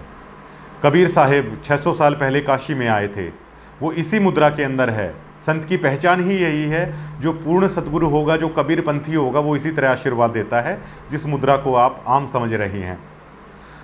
हम भी सोनिया बहन की तरह, धर्मेंद्र भाई की तरह बहुत गंदा गंदा है बोला करते थे, इतना गंदा गंदा प्रचार था, ये तो गायों को ऐसे करता है तो गायों को वैसे करता है। जबकि सतगुरु महाराज का तो ज्ञान ये है कि जिसका दूध पी लिया वो आपकी माँ के समान है भैया, उसमें गाय में भैंस में फ़र्क मत करो, क्योंकि जिसका दूध पीने से आपके बच्चे पल रहे हैं तो वो आपको माँ के समान ही है, क्योंकि आप भी माँ का दूध पीकर ही बड़े हुए हो, चाहे फिर वो बकरी है, चाहे फिर वो गाय है, चाहे वो भैंस है। जीवों के प्रति इतनी दया है हमारे सतगुरु है, वो सिखाते हैं। अलग अलग तरह के प्रचार चले गए, डीगल और करोथा में के अंदर आपने तो इतना भूंडा बोला भी नहीं, आपको तो पता तक नहीं है कितना गंदा बोला जाता था सतगुरु रामपाल जी महाराज ने के लेकर। दास तो अपने मुंह से बोला ही नहीं है, वो कह नहीं सकता। दास तक बोला करता था कि वहाँ पर एक लाडना है वो टांग रखा है, जब नाम लेने जाते हैं। अब दास इससे ज़्यादा क्या बोले, दास तो बोल ही नहीं सकता है। दास 34 साल तक ये बातें बोलता रहा था लोगों को कि रामपाल ऐसा है, रामपाल वैसा है। लेकिन दास का जो दोस्त है सिलानी का, वो पुस्तक लेके आया। मैंने कहा ये किताब किसकी है, और देखिए उसकी भावना कैसी थी। उसने उस बहन से पूछा कि किताब कितने की है, तो जितने की भी बोली 10 या 20 रुपए की, पता नहीं 50 दे के आया या कितने, तो वो उतने ही दे के आया। अगर कोई ये भी कहता है ना पूरी लागत बता दीजिए, तो वो बहन बता देती हैं भाई कि पूरी, वैसे फ्री में भी अगर लोगे फ्री में भी दे देंगे। तो वो पुस्तक लेके आया, पैसों का मुझे पूरा अंदाज़ा नहीं है कितने थे, तो वो लेके आया। तो मैंने कहा ये क्या उठा लाया भाई, जैसे वो जाहिर तौर पर ऑफिस पे कोई किताब लेके आ रहा है तो पूछेगा। तो क्यूरियोसिटी से मैंने पूछा, तो उसने बोला कि ये रामपाल जी की किताब है। मैंने कहा किस गंदे आदमी की किताब लेके आ गया तू, मेरे सीधे शब्द दास के ये थे। मैंने ये किसकी किताब उठा लाया भाई, तो उसने बोला भाई, मेरे को समझाने के लिए उसने वैसे बोल दिया, वैसे संतों की कोई जाति नहीं होती, उसने बोल दिया भाई जाट संत है, देख ऐसे नहीं बोलना चाहिए, मेरा मन रखने के लिए। मैंने ठीक है भाई रख दे, वरना तो दास तो उस किताब को रखने भी नहीं देता। डीगल करोथे का आदमी तो नाम सुनकर खुश नहीं होता। पहले तो पुस्तक वो रखी, दास के ऑफिस में 18 महीने वो पुस्तक है वो रखी रही जो की त्यों। फिर दास कहीं, ज्योतराम का मंदिर था, तो उनके जो पुजारी थे दास उनसे जुड़ा हुआ था। यही मूर्ति पूजा, यही पिंड भरवाने, पितर पूजना, ये सभी पूजाएं है दास भी करता था जो होती हैं। मंदिर जाना, ये सारी चीज़ें, शिवलिंग पूजा, ये सारी करता था दास। तो उन्होंने कहा भाई पिंड भरवाने, हरिद्वार पिंड भरवा के आ गए। तो थोड़े दिन के बाद दास गया कि भाई ये क्या हो रहा है, तो उन्होंने कहा कि अब की बार पुष्कर पिंड भरवाने चलो। तो दोस्त को मैंने बोला, उसको भी बताया कि पुष्कर में ना पिंड भरवा के आओ अपने पूर्वजों को। तो ठीक है भाई, दास ने तैयारी करी पुष्कर जाने की। अब अपना काम धंधा छोड़ के जाना कितना मुश्किल हो जाता है। तो उन लोगों ने बोला, हमने बोला कि भाई हम चले जाएं, तो उन्होंने कहा नहीं, परिवार के सारे सदस्य हैं वो जाएं। तो हम तो शहर में रहते हैं, हम तो भैंस वगैरह रखते नहीं। तो दास का दोस्त है धीरज, अब वो तो भैया अब भैंस वगैरह भी रखते हैं, वो तो गांव में रहते हैं, तो उनका वो तो उनके तो भैंस भी हैं। तो बोले अब बूढ़ी दादी भाई, माँ भाई, तो वो बोला कि भाई अब यार, मैंने कहा भाई चलो सारे यार, दिक्कत दूर होती तो क्या। तो उसने बोला भाई जिस घर में डांगर होते हो ना, तुम्हारे घर में डांगर नहीं है, तो उन तक जाके पूछ डांगरों का कौन करे, कैसे करे, बता भाई किसको बुलाएं। अब बुआ को बुलाऊं तो उनके घर में खुद डांगर है, उनकी भैंस दूध देने लग रही है भाई, वो नहीं आ सकती। तो बोला कैसे करें, और वो सामने वाले मानने को तैयार नहीं, बोला नहीं सब गुआना पड़ता है। तो दास इतना परेशान हुआ, पता नहीं उस दिन परमात्मा का, उस दिन महाराज जी का ऐसा आशीर्वाद हुआ कि अंदर से आवाज़ आई दास को, और बुखार चढ़ा हुआ था मुझे। तो मैंने बोला धीरज को, मैंने कहा भाई वो कबीर वाली किताब निकाल तू, क्योंकि इतना तो पता ही था संत रामपाल जी महाराज कबीर जी के ज्ञान का प्रचार कर रहे हैं। वो तो बाद में पता चला कि खुद बंदी छोड़ कबीर खुद आएंगे।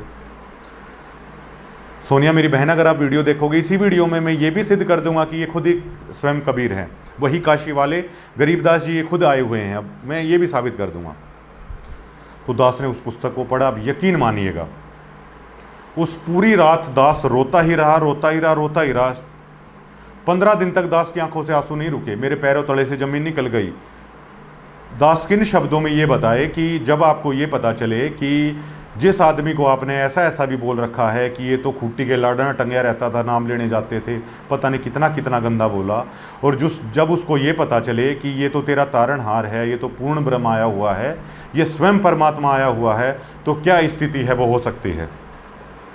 मैं ये दावे के साथ कह सकता हूँ, ये स्थिति सोनिया बहन की भी हो सकती है, स्थिति धर्मेंद्र हुड्डा की भी हो सकती है, केवल उनको मात्र ज्ञान समझाने की ज़रूरत है।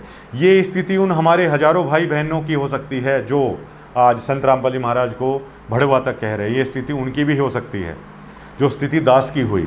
दास ने कभी कोई प्रसाद नहीं खाया भाई संत रामपाल जी महाराज का, दास तो केवल एक पुस्तक लेकर आया था। दास ने कभी संत रामपाल जी महाराज का कोई सत्संग भी नहीं सुना था। दास ने तो डड़े मारे थे करोथा आश्रम के दरमियान। दास ने तो बहुत भूंडा बोला था। उस समय जाहिर तौर पर ये सोशल मीडिया नहीं हुआ करता था। अरे दास ने तो संत रामपाल जी महाराज को लेकर उस भीड़ का भी हिस्सा था। दास जब संत रामपाल जी महाराज के भगत आते थे करोथा आश्रम जाने के लिए, डीगल अड्डे पर क्षेत्र के बहुत सारे क्षेत्र के लोग थे, उनके साथ बहुत बदतमीजी व्यवहार किया जाता। गुस्से में उनकी भी गलती नहीं थी। दास तो उस भीड़ का भी हिस्सा रह चुका है। दास को तो पूरी ज़िंदगी ये अफसोस था कि करोथा आश्रम जब बंद हुआ, दास से पाप कर्म हुआ। 15 दिन तक मेरे आंखों से आंसू नहीं रुके थे। दास को डर ये आत्मा में अब हो गया नाम लेना है। फिर सत्संग सुने, ज्ञान सुनता रहा सुनता रहा सुनता रहा। दास ने फिर इंक्वायरी करी कि नाम कहाँ से मिल सकता है। दास के मन में एक बार ये आया कि अब संत जी तो जेल में हैं और अब नाम कहाँ से लूँ, दास को तो पता नहीं था। फिर दास ने मनोज दुहन हैं रोहतक, हमारे सरदार भाई, उनसे कंफर्म करवाया। जज्जर जो नामदान सेंटर है वहाँ का नंबर दास को मिला। दास वहाँ पे जाके नाम लेके आया। अब जब नाम लेके आया तो भक्ति बोध एक पुस्तक दी गई, एक दिया गया वो सारा जो दिया जाता है नामदान के द्वारा। अब दास डरे डरे अपने ऑफिस में उस तमाम सामग्री को रखे हुए था।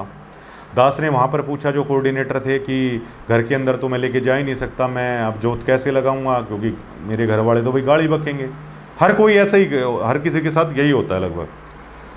तो फिर दास ने करड़ा जी करके एक दिन अपनी माँ को बताया कि मैं तो संत रामपाल जी महाराज, मैंने ये नहीं बताया मैं नाम लिया है, मैंने कहा मैं तो संत रामपाल जी को गुरु बनाऊंगा। तो अब यकीन मानिए, अब दास की माँ ने जो बुरा भला बोला, ये तक बोल दिया था तू किसी काले चोर को गुरु बना ले, इस पाखंडी को गुरु बनाएगा, इसके ऊपर इतने गंदे गंदे आरोप हैं, तू इसको गुरु बनाएगा, क्यों मेरा नाम डबोने पे लगा हुआ। यहाँ तक कह दिया दास को, क्यों तुरी मेरी कोख को भी तू लज जा रहा है। लेकिन दास ने दृढ़ निश्चय किया और ये बोल दिया, माँ भगवान तो यही है और गुरु तो इसको बनाऊंगा, और इसको क्या बनाऊंगा, गुरु बना लिया। अब जैसे भाई माँ की ममता होती है, माँ की मजबूरी कि अब दास तो यहाँ पे जोत लगाएगा, तो जो घर के अंदर मंदिर था, बाकी हिंदू घरों के अंदर होता है, तो मेरी माँ बोली इस मंदिर के आसपास भी मत लगा दियो, अपना और कहीं लगा ले। तो दास ने एक छोटी सी जगह पर सतगुरु रामपाल जी महाराज का अपने सतगुरु को रखकर दास ने जोत लगाई। मेरी माँ ऐसे अड्डा अड्डा देखा करती कि क्या करने लग रहा है, किस तरह ये पूजा करने लग रहा है। फिर दास ने, जैसे ये भक्ति बोध पुस्तक है वो यूट्यूब पे चलाई दास ने, सुबह का नित्य नियम। और जब ये बाणियाँ चली, अब मेरी माँ करती वो वाली पूजा, पत्थर पूजे हरी मिले तो मैं पूजू पहाड़, कोई शांति नहीं। ये बाणी चले, इस बाणियों का अलग ही असर होता है, चाहे समझ में आए चाहे ना आए। तो मेरी माँ को भी धीरे धीरे हृदय से ये होने लग गया कि एक बार देख तो ले, अगर कोई ना, अगर ये गंदा संत है तो क्या दिक्कत है, कोई नहीं, इसका और छुटवा दूंगी। तो दास की माँ जैसे रिटायर्ड टीचर है, पुस्तक भी पढ़ ली, ज्ञान भी सुना।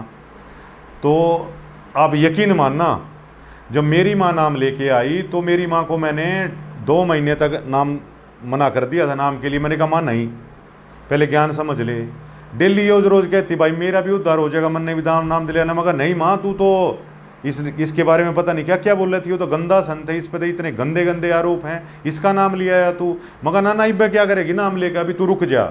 तो यकीन मानना दोस्तों आप, दास 2 महीने के बाद जब मेरी माँ ने कोई हजारों बार ये कह दिया था भाई मेरा भी उद्धार हो जाएगा, नाम दिला के लिया, तब दास अपनी माँ को लेके गया नाम दिलाने के लिए, तब दास की माँ को नाम मिला। और अब ये सुनो, दास की और स्टोरी सुनो। दास को बड़ा अफसोस था करो था आश्रम बंद होने का, कि ये पाप तो सतगुरु हाथों से हुआ है और मैं तो इसका हिस्सा हूँ, ये मैं कैसे तारूँ। फिर देखो दास को परमात्मा ने कितनी बड़ी सेवा यहाँ पर दी। करोथा आश्रम को खुलवाने की सेवा परमात्मा ने इस दास को दी। दास को किसी भाई ने ये बताया कि डीकल गौशाला के अगर अंदर पैसा दे दें तो ये हो जाएगा। दास ने जाको इनके बताया, हालांकि ये क्रेडिट ले लिया हो किसी और ने, लेकिन वो है ना, जब त्रिकुटी पे जाने के बाद वो तो बिल्कुल सामने आ जाएगा ये सेवा परमात्मा ने किसको दी। दास नहीं कहता, दास के हाथ में था क्या ऐसा हो जाए। तो दास ने फिर इनको बताया, गौशाला में चंदा दिया, ये आश्रम खुला।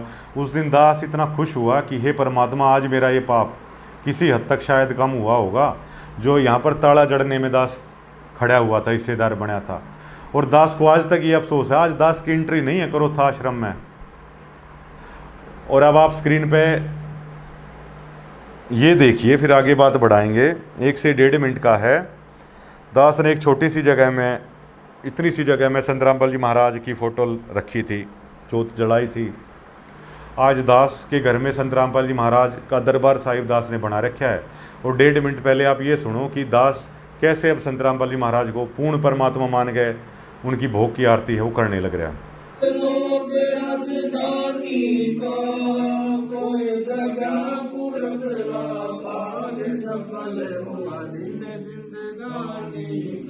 बलि राजा ने धर्म किया था, बलि राजा ने धर्म किया। दिया था, हरि ने आके दान दिया था, हरि ने आके दान दिया था, पाताल लोक का राज दिया था, पाताल लोक का राज दिया। ऊंचा है दर्जा दानी का, कोई जगह पुरतला बाद सफल हुआ दिन जिंदगानी। धर्मदास ने यज्ञ रचाई, धर्मदास ने यज्ञ रचाई, बिन दर्शन ना जीऊं गोसाई, बिन ना जीऊं गोसाई। दर्शन देकर प्यास बुझाई, दर्शन देकर प्यास बुझाई। बावलिया देख कुर्बानी का कोई। आपने देखा दोस्तों, दास पत्रकार भी है, दास एजुकेटेड भी है, और दास भी बहुत गुंडा भुंडा संत रामपाल जी को महाराज को माना करता। आज दास को पता है हमारा सदगुरु पूर्ण ब्रह्म है। अरे भगवान तो बहुत छोटी सी पदवी है, भगवान तो 3 लोक के भगवान अलग, और जिसको ज्योति निरंजन बोलते हैं संत, वही किसमें ब्रह्मांड का मालिक अलग भगवान। अरे अक्षर पुरुष सात संग ब्रह्मांड का अलग भगवान। और जिसको परम धनी कह लो आप, जिसको आप सचखंड कह लो, जिसको आप अकाल मूर्त अंदन सतगुरु वाले बोलते हैं सतपुरुष, अकाल मूर्त शब्द स्वरूपी राम, अरे वो राम तो ये संत रामपाल जी महाराज है, पूरे असंख्य ब्रह्मांडों का स्वामी। दास आज उसकी आरती उतारता है, उसके सिवा कोई फोटो नहीं। फिर दास के साथ क्या बनी आप और सुनना। आज एक बड़ा सवाल खड़ा हो रहा है कि संत रामपाल जी महाराज का प्रसाद खाने से ऐसा हो जाता है। दास के हालात कैसे हुए? आज आप लोग गुंडा बुंडा बोल रहे हो ना, तो दास को तो संत रामपाल जी महाराज के यहाँ से नोटिस आया हुआ है बकायदा, जेल भिजवाने की तैयारी को लेकर। लेकिन दास ने इसको सजा के अपने दरबार साहिब में रख रखे, अपने सतगुरु का आशीर्वाद मानकर। वो खबर भी आपने देखी होगी। अगर दास ऐसे, हाँ एक बार दोष आया था, मैं जब सतलोक आश्रम में गया था संत रामपाल जी महाराज के दर्शन करने के लिए, एक बार किन्हीं वजह से मेरे मन में दोष आ गया था। उस बात पे भी मैं नहीं जाना चाहूँगा, वो गलती मेरी थी कि मैंने पूरा भरोसा ना रखा और मैं चला गया था। दास को आकर धमकियाँ दी गई गाँव में आकर, दास ने फिर भी संत रामपाल जी महाराज को नहीं छोड़ा। और आज आप लोग भड़वा, रांडपाल, सेक्सपाल, हरामपाल पैर दबवाता है लड़कों से, इसके आश्रम के अंदर ये मिले, महिलाओं के साथ ऐसा किया और वैसे किया, तो आप क्या सोचते हैं कि दास या हजारों बेटा बेटी संत रामपाल जी महाराज के आपके इन आरोपों से अपने सतगुरु को छोड़ देंगे?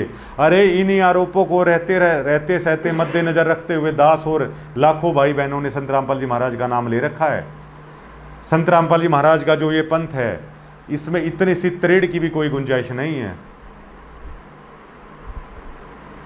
हमारे संत रामपाल जी महाराज के अंदर रत्ती भर भी, जैसे फ्रैक्चर होता है ना, जैसे पैर की हड्डी तो बड़ी मोटी होती है, पैर इतना बड़े बड़े दिखता है, या हाथ है इतने मोटे मोटे दिखते हैं, उसके अंदर बालमान भी फ्रैक्चर होता है। हमारे सतगुरु रामपाल जी महाराज में वो बालमान भी नहीं है।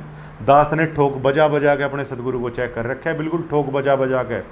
34 सालों तक दास ने इस संत को बहुत बूंदा बोल रखा है।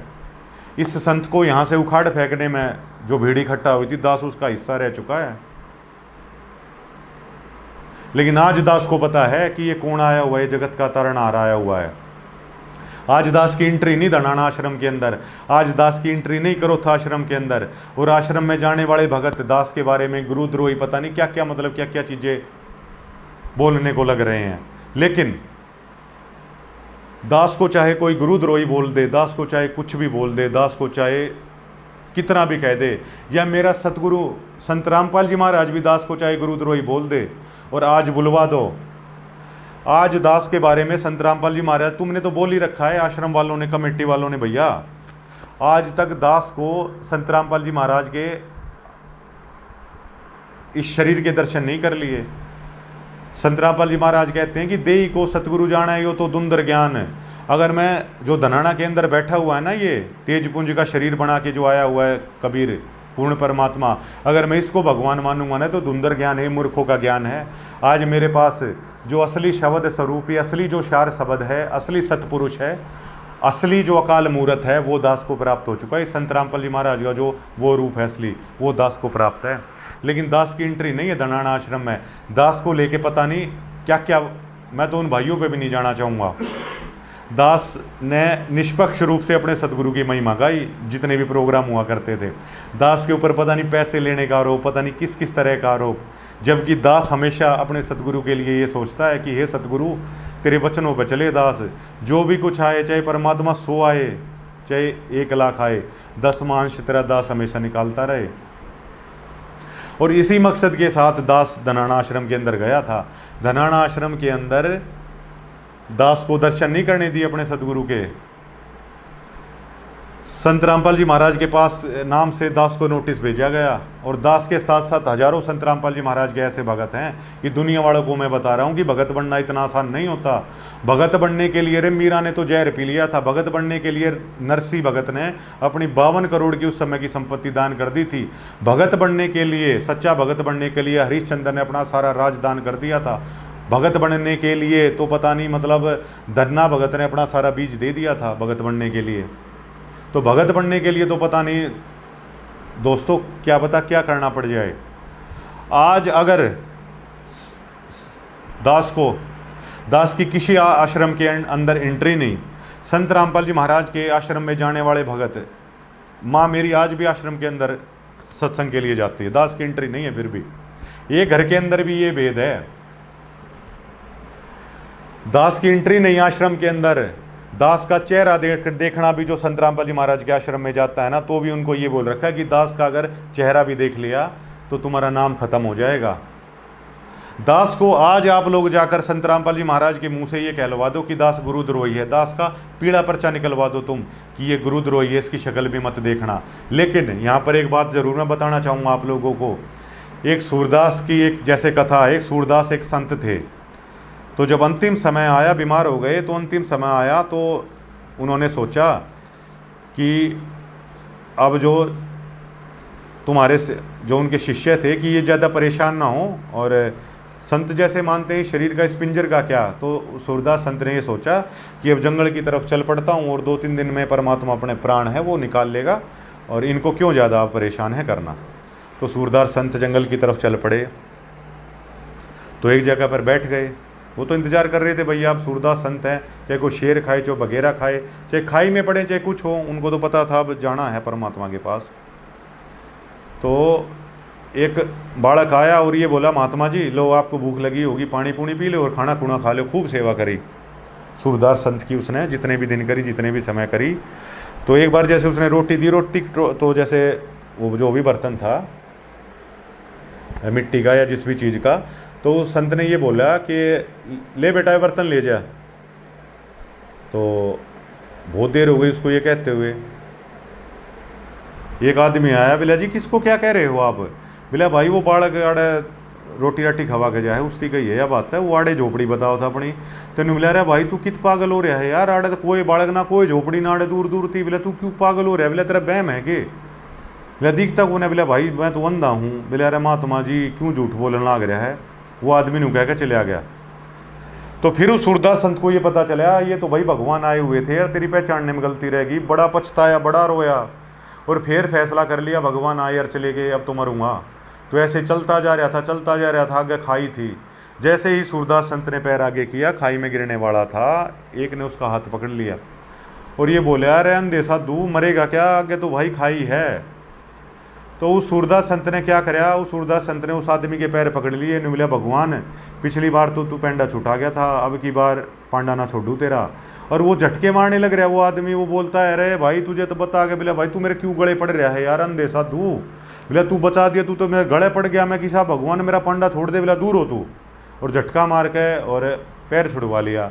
तो सूरदास संत ने पता है क्या कहा था, ये कहा था कि हे परमात्मा हे भगवान, बोला तू ठाडा है, तने पैर छुटवा लिया कोई दिक्कत नहीं, लेकिन जब मैं तने ठाडा मान जाऊं तू कलेजे में गले के दिखा दिया अगर ऐसा ठाडा है तो जैसे ही सूरदास ने ये कहा तो जब परमात्मा प्रसन्न होता है और उसको उठाता है कि उठ भगत, और उस सूरदास को स्वस्थ करता है, 12 बांधने का करता है और उसको आंखें देता है। तो भक्तों ये चीज़ है।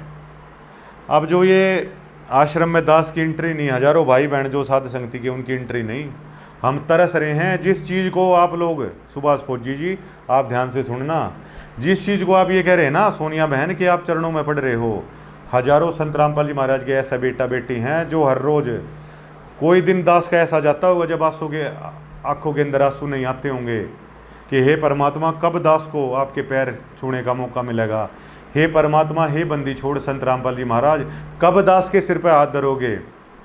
दास ने संत रामपाल जी महाराज से एक ही चीज़, एक ही अरदास कर रखी है कि हे परमात्मा दास जब दुनिया छोड़ के जाए, आश्रम के अंदर ना तो दास की एंट्री परमात्मा और ना कोई दास की इच्छा आश्रम के अंदर आने की, लेकिन दास जब अपने प्राण छोड़ के जाए ना, हे परमात्मा साक्षात आना पड़ेगा, साक्षात आना है तने और दास के सिर पे हाथ धरना। दोस्तों संत रामपाल जी महाराज से दास की एक गुजारिश कर रखी है। और जो आप सतगुरु को पाखंडी और जो कह रहे होगे दास के साथ ये होगा, दास के प्राण नहीं निकल सकते इतना, ये दास का अपने सतगुरु के साथ वादा है। तो दास को गुरुद्रोही इन लोगों ने कह रखा है, दास को बेकाऊ इन लोगों ने कह रखा है, दास को पता नहीं क्या क्या इन लोगों ने कह रखा। दास की गलती एकमात्र पता है क्या थी? मेरा भाई संत रामपाल जी महाराज का भाणजा सुनील लाठर, मैं यहाँ पे गिरावट संत रामपाल जी महाराज का प्रोग्राम था, खबर करने लग रहा था। जो संत रामपाल जी महाराज का ज्ञान है कि सतना छोड़े सूरमा, सच बोलता है सूरमा जो भगत होता है, इसलिए मैं सच बोलने लग रहा था कि ये भंडारा संत रामपाल जी महाराज ने लगवा रखा है देसी घी का। लेकिन मेरा भाई आके मेरे को टोकता है, रोकता है और झूठ बोलने के लिए मजबूर करता है। मेरा गुरु भाई सुनील लाठर कि झूठ बोल, ऐसे नहीं बोलना।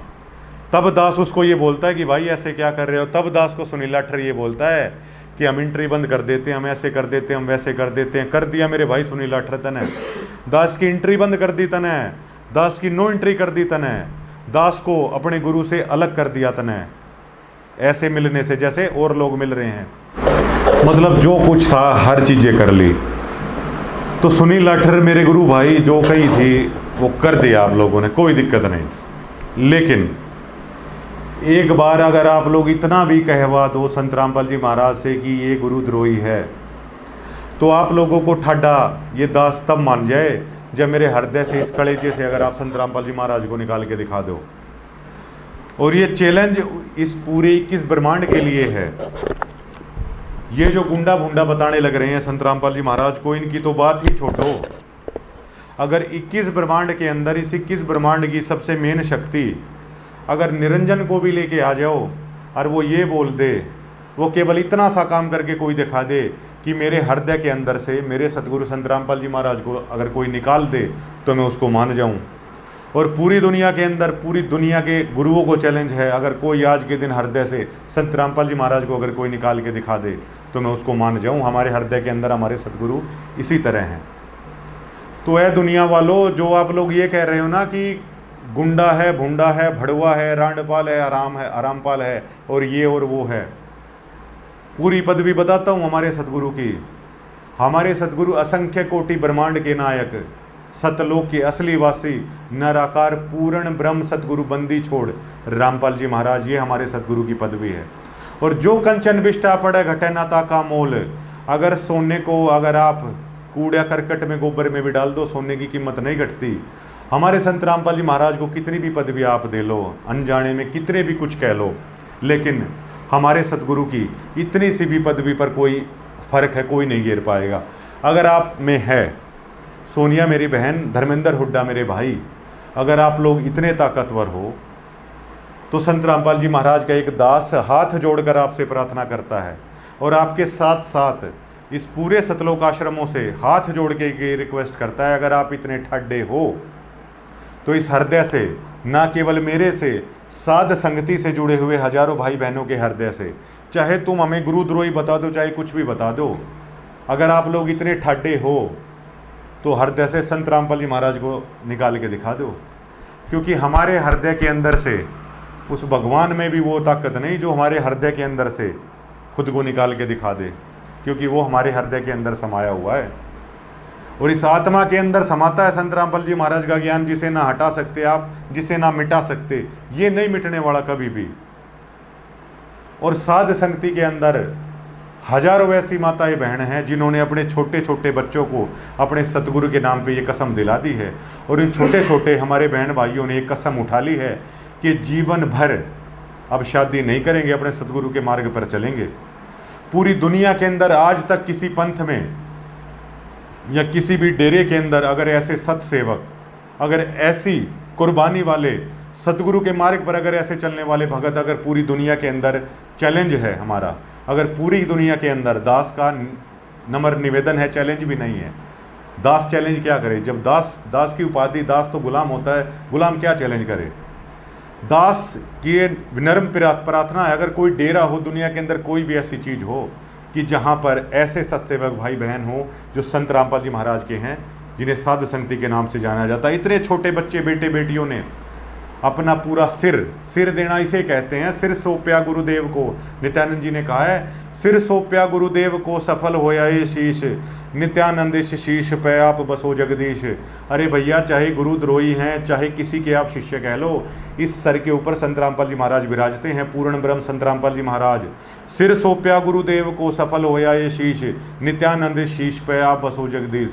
मैनू मान है कि मैं संत गुरु रामपाल जी महाराज का शिष्य हूँ, प्राउड है हमें कि हम संत रामपाल जी महाराज के दास हैं, और इसके लिए ना हम किसी को गाली देते।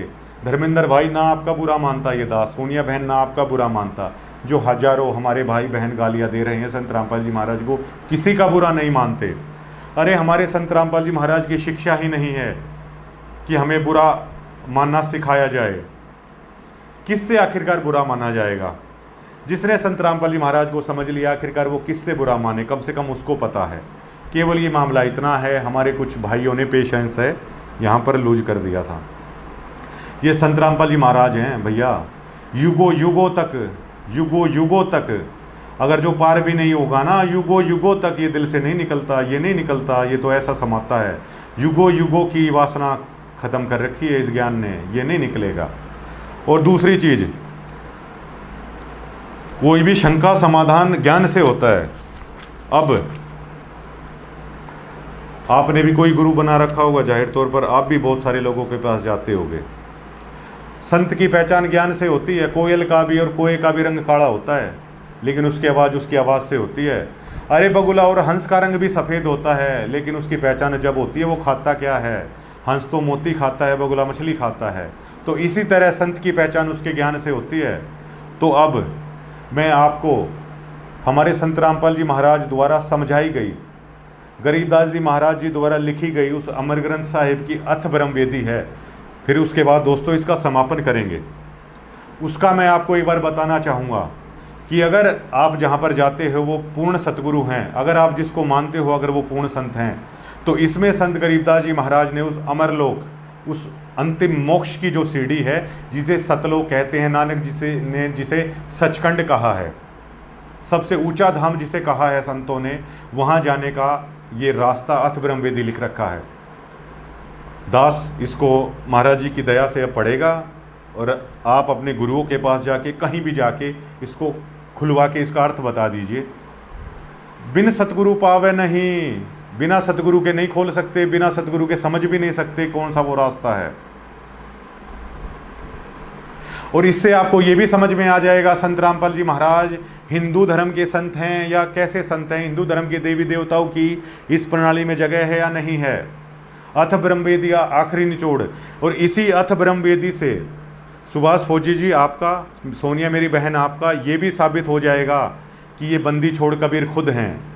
हालांकि वो स्टोरी अलग है जो किसी ने रच दी कि ये मर गया, दूसरा उसकी जगह आ गया, ये सच्चाई नहीं है। ये तो 1951 से जब से आया है तब से ये बंदी छोड़ है। जैसे गरीबदास जी महाराज को, बंदी छोड़ को भी बावड़ा बता दिया इस दुनिया ने। गरीबदास जी महाराज पूर्ण ब्रह्म थे और उनको छुड़ाने के अंदर उस समय बावड़ा कहा जाता था, बावड़िया। गंग नहर है, छुड़ाने के अंदर गरीबदास जी महाराज ने गंगा निकाल दी थी, लेकिन तब भी किसी ने उसको माना नहीं। और वो पूर्ण ब्रह्म थे, पूर्ण ज्ञान देते थे, लेकिन लोग उसको बावड़ा कहा करते। ये बाणियाँ समझ में नहीं आती थी कि पागल है, पता नहीं आड़ी पाड़ी क्या बांटने लग रहा है। और जो धर्मेंद्र हुड्डा भाई है, सुभाष फौजी जी हैं। सुभाष फौजी जी आप तो कुछ आश्रम के अंदर गए भी हो, इस ज्ञान को डीपली समझो। सोनिया हमारी बहन, गरीबदास जी महाराज घोड़ा रखा करते। एक और कथा सुनाता हूँ जो महाराज जी ने हमें बताई। बहुत बड़े जमींदार हुआ करते थे गरीबदास जी महाराज, घोड़ा रखा करते थे, आज भी उनके कपड़े छुड़ाने के अंदर है, शानदार पोशाक पहना करते थे गरीबदास जी महाराज, राज्य रजवाड़ों की तरह रहा करते थे हमारे बंदी छोड़। कोई ऐरे गहरे नहीं थे कि मांग के खाया करते थे, मांग के खाने वाले संत नहीं थे। और बंदी छोड़ के मार्ग में कभी भी कोई भी संत मांग के नहीं खाता, इसलिए बंदी छोड़ की वाणी है, जो मांगे सो बढ़वा कहिए, दर दर फिरे अज्ञानी, अरे जोगी जोग संपूर्ण उसका, जो मांग ना पीवे पानी। जो असली संत होता है वो मांग के भी नहीं पीता। नानक जी को देखिए आप, खेती करके खाया, कभी मांगया नहीं, मांगने वाला संत होता भी नहीं। गरीबदास जी महाराज करोथा आए हुए थे छुड़ानी से, और सूर्यास्त हो गया जैसे देर का समय, और डिगल जैसे ही आए तो डिगल के कुछ लोगों ने कहा महाराज जी अब कहाँ जा रहे हो? बोले छुड़ानी जा रहा हूँ। बोलते महाराज जी यहाँ पे डाकू है, यहाँ से मत जाओ, यहाँ के डाकू है, यहाँ से मत जाओ, आपकी जान को खतरा हो सकता है। बोले अब कोई ना भाई, ये जो बंदी छोड़ होते हैं ना, इनको पहचानना बड़ा मुश्किल होता है।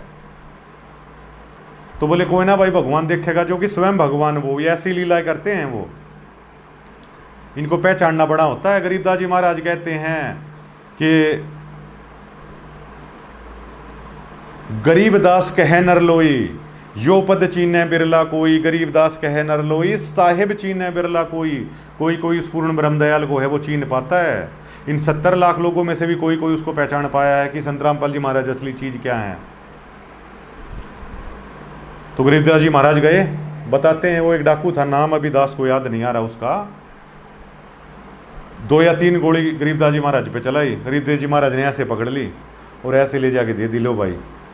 कांप गया वो जो डाकू था, चरणों में गिर गया कि आप कौन संत हैं जी बताइए। आगे चल के संत गरीबदास जी महाराज का प्रसिद्ध शिष्य में से होया वो आदमी। धर्मेंद्र हुड्डा और सोनिया बहन और सुभाष फौजी ने जो संत रामपाल जी महाराज पर गोली थोड़ी चला रखी है।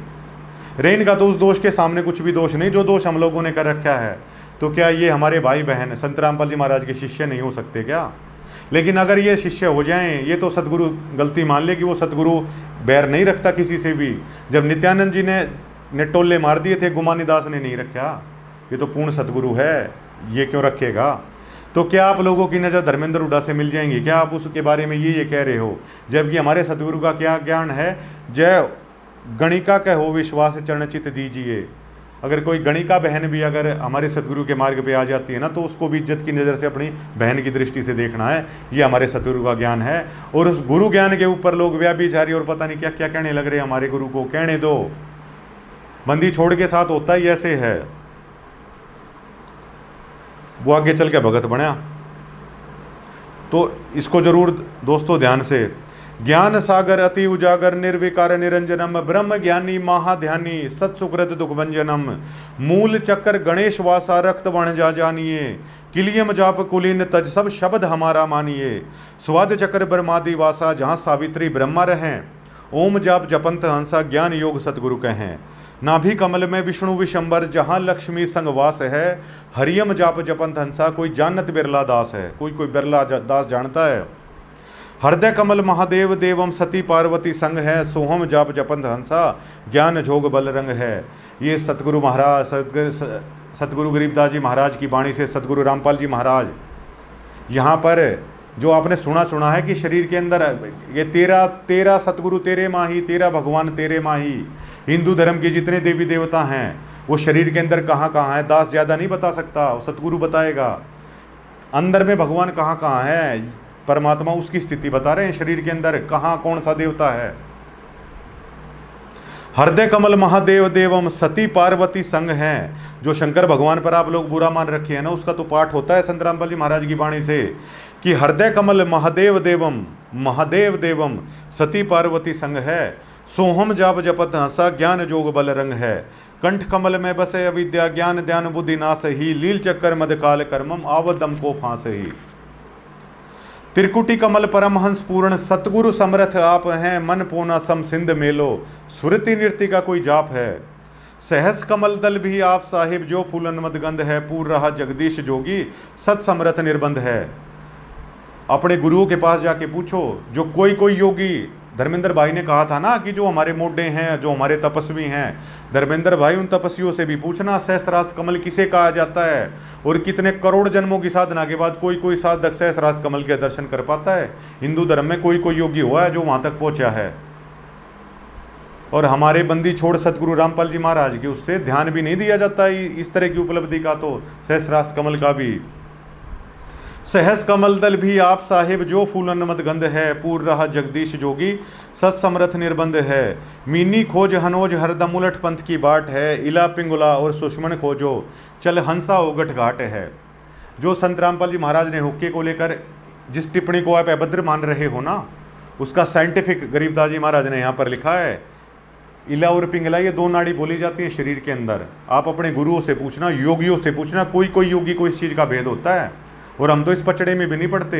योगी करोड़ करोड़ जन्म तपस्या करके इन चीज़ों को हासिल कर पाते हैं, जो हमारे संत रामपाल जी महाराज के मंत्रों से केवल और केवल कुछ समय में ही ये उपलब्धि हासिल हो जाती है।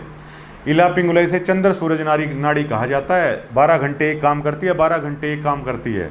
इसमें सतगुरु महाराज ने बताया है कि इला पिंगला के अंदर सुषुम्ना द्वार है, जहाँ से परमात्मा की प्राप्ति होती है। 9 द्वारों से आत्मा जाती है, इतना तो हर आदमी को पता है। आँख से चली जाएगी, नाक से, कान से, कहीं से भी जो 9 प्रकार के द्वार है वहाँ से आत्मा जाती है।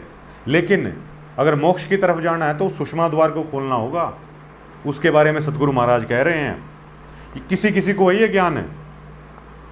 ऐसा योग वियोग वर्णो जो शंकर ने चित धर्या, कुंभक रेचक द्वादश पलटे काल कर्म तिस्तर डरया। ये शंकर भगवान के बारे में बता रहे हैं गरीबदास जी महाराज। सुन सिंहासन अमर आसन अलग पुरुष निर्वाण है, अति ल्योलीन बेदीन मालिक कादर को कुर्बान है नरसिंह अबंध अभिगत कोटि बैकुंठ नग रूप है, अपरंपार दीदार दर्शन ऐसा अजब अनूप है। घुरे निशान अखंड धुन सुन सोहम बेदी गाइये, बाजय नाद अगाध हगे जहाँ ले मन ठहराइए। यहाँ पर सतगुरु महाराज दास की जितनी बुद्धि काम करती है, जितना दास ने परमात्मा की वाणी से अपने सतगुरु ने जितना समझाया, दास की जितनी बुद्धि काम करती है, थोड़ा थोड़ा दास बताएगा इसके बारे में। अब धन धन सतगुरु और राधा स्वामी के वहाँ नाम लेके आप जो कहते हो ना, आंख बंद कर लो, कान बंद कर लो, ये धुन सुनाई देती है। गरीबदास जी महाराज जिससे आगे की बता रहे हैं कि वो अन्ना धुन तो भैया और कुछ है, और ये ऐसा करने से वो अन्ना धुन बजती है। जिस धुन को 3 लोक के परमात्मा, 3 लोक के जिन्हें भगवान कहा जाता है, वो भी नहीं सुन सकते। उसके बारे में गरीबदास जी महाराज बता रहे हैं। सुरती नृत्य मन पवन पलटे, बंक नाल सम कीजिए, सरबे फूल असूल अस्थिर अमी महारस पीजिए। मोक्ष का रास्ता बता रहे हैं। सप्तपुरी मेरु दुड खोजो, मन मनसा गह राखिए, उड़े है भवर आकाश गमन 5-25 हो नाखिए। गगन मंडल की सैल कर ले बहुर न ऐसा दाव है, चल हंसा पर लोक पठाऊं भव सागर नहीं आव है। कंदरब जीत उजीत योगी शठ कर्मी यो खेल है, अनभय मालिनी हार गूंदे सुरत नृत्य का मेल है। सोहम जाप अजाप थरपो त्रिकुटी संयम धुनि लगे, मान सरोवर नान हंसा गंग सहसमुख जित बगे। कालिंद्री कुर्बान कादर अवगत मूर्ति खूब है, छत्र श्वेत विशाल लोचन वो गलता ना महबूब है। दिल अंदर दीदार दर्शन बाहर अंत ना जाइए, कि तेरा परमात्मा तेरे अंदर है, तुझे बाहर जाने की जरूरत नहीं है। काया माया कहाँ बापूरी तन मन शीश चढ़ाइए, अवगत आदि युगादि योगी सतपुरुष ल्योलीन है। जिसे धन सतगुरु जाप कहते ना, सतपुरख अकाल मूरत सतपुरुष ल्योलीन है। गगन मंडल गलतान गैबी जात अजात बेदीन है, सुख सागर रत्नागर निर्भय निज मुख बानी गावही। जिन आकार अजोक निर्मल दृष्ट मुष्ट नहीं आवही। झिलमिल नूर जहुर ज्योति कोटि पद मुजियार है, उल्ट नैन बै सोन बिस्तर जहाँ तहाँ दीदार है। अष्ट कमल दल सक्कल रमता त्रिकुटी कमल मद निरख ही, स्वे धवजा सुन गुम्मट आगे पचरंग झंडे फरक ही। अष्ट कमल शरीर के अंदर 8 कमल। हमारे सतगुरु रामपाल जी महाराज से पहले कोई शरीर के अंदर का 8वां कमल भी नहीं बता पाया। कबीर पंथी ने भी नहीं बता पाए कि शरीर के अंदर 8वां कमल आखिरकार कहाँ है।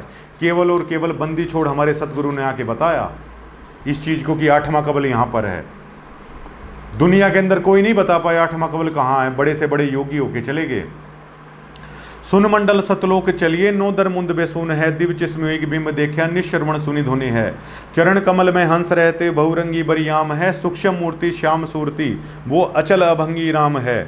9 सुरबंद निसंक खेलो 10वें दर मुख मूल है, मालिना कूप अनूप सजनी बिन बेली का फूल है। श्वास उश्वास पवन को पलटे नाग फुनी को भूच है, सुरत नृत्य का बांध बेड़ा गगन मंडल को कूच है। यहाँ पर संत रामपाल जी महाराज समझा रहे हैं कुंडलिनी शक्ति के बारे में, जिसको नागफनी बोला जाता है। रीढ़ की हड्डी के पीछे से वो नागण जैसी जिसके 2 फण होते हैं, जो शरीर के अंदर अमृत बनता है, जिसको पारशर ऋषि ने, जिसको खेचड़ी मुद्रा भी कहते हैं, शरीर के अंदर जो अमृत बनता है उसको सिद्ध कर लेते हैं योगी, कभी जिंदगी में खाना खाने की जरूरत नहीं पड़ती। उसके बारे में बता रहे सतरामपाल जी महाराज कि नागफुणी को भूच है कि वो नागफणी मर जाएगी, वो कुंडली जागृत होगी, उसके बारे में बता रहे हैं सदगुरु महाराज।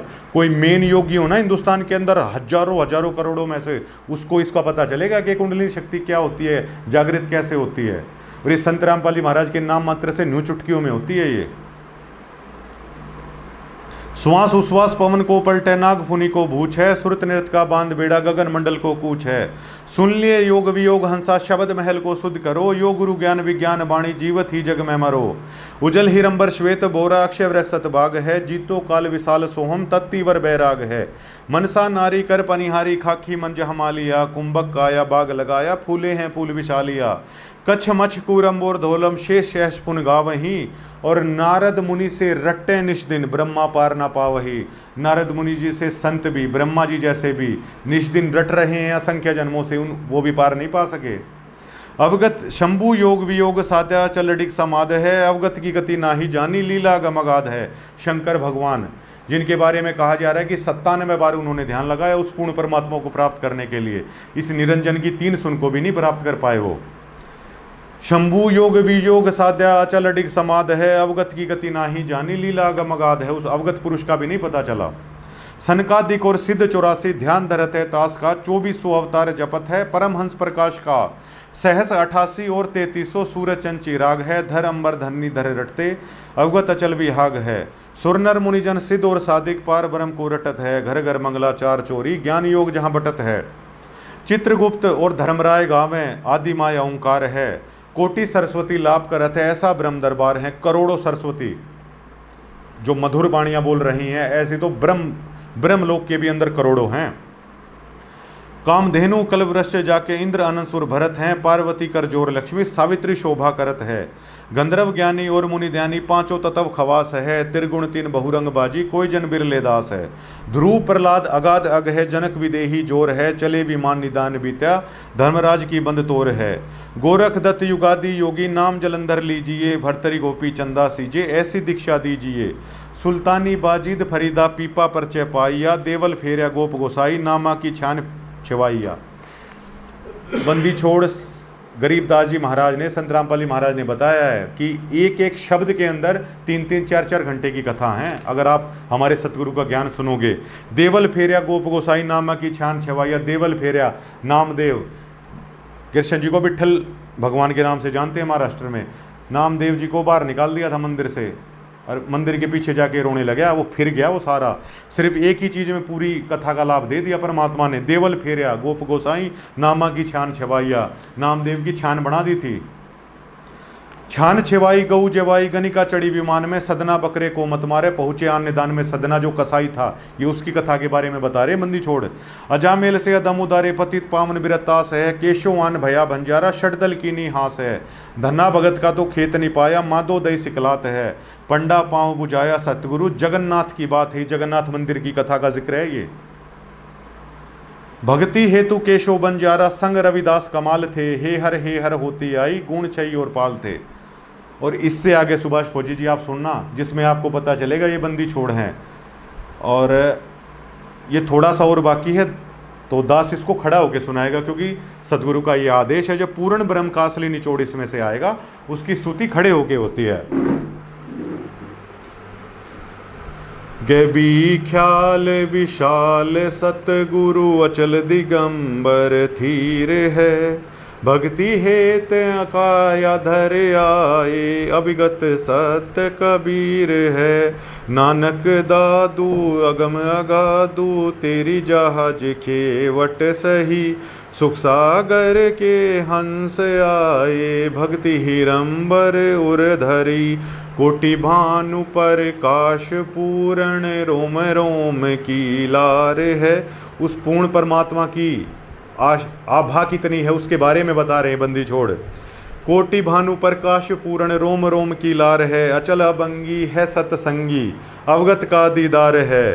धन सतगुरु उपदेश देवा 84 का भ्रम मेट ही, तेज पूंज तन देह धरकर इस विधि हमको भेंट ही। शब्द निवास आकाशवाणी यो सतगुरु का रूप है, चांद सूरज ना पवन ना पानी ना जहाँ छाया धूप है। सतलोक का जिक्र कर रहे हैं। सतलोक कैसा है? रहता रमता राम साहेब अवगत अलह अलेख है, भूले पंथ विटम्बवादी कुल का खाविंद एक है। सभी लोग भूले हुए हैं, कुल का खाविंद वो एक है। रोम रोम में जाप जपले अष्ट कमल दल मेल है, सुरति नृति को कमल पठाओ जहाँ दीपक बिन तेल है।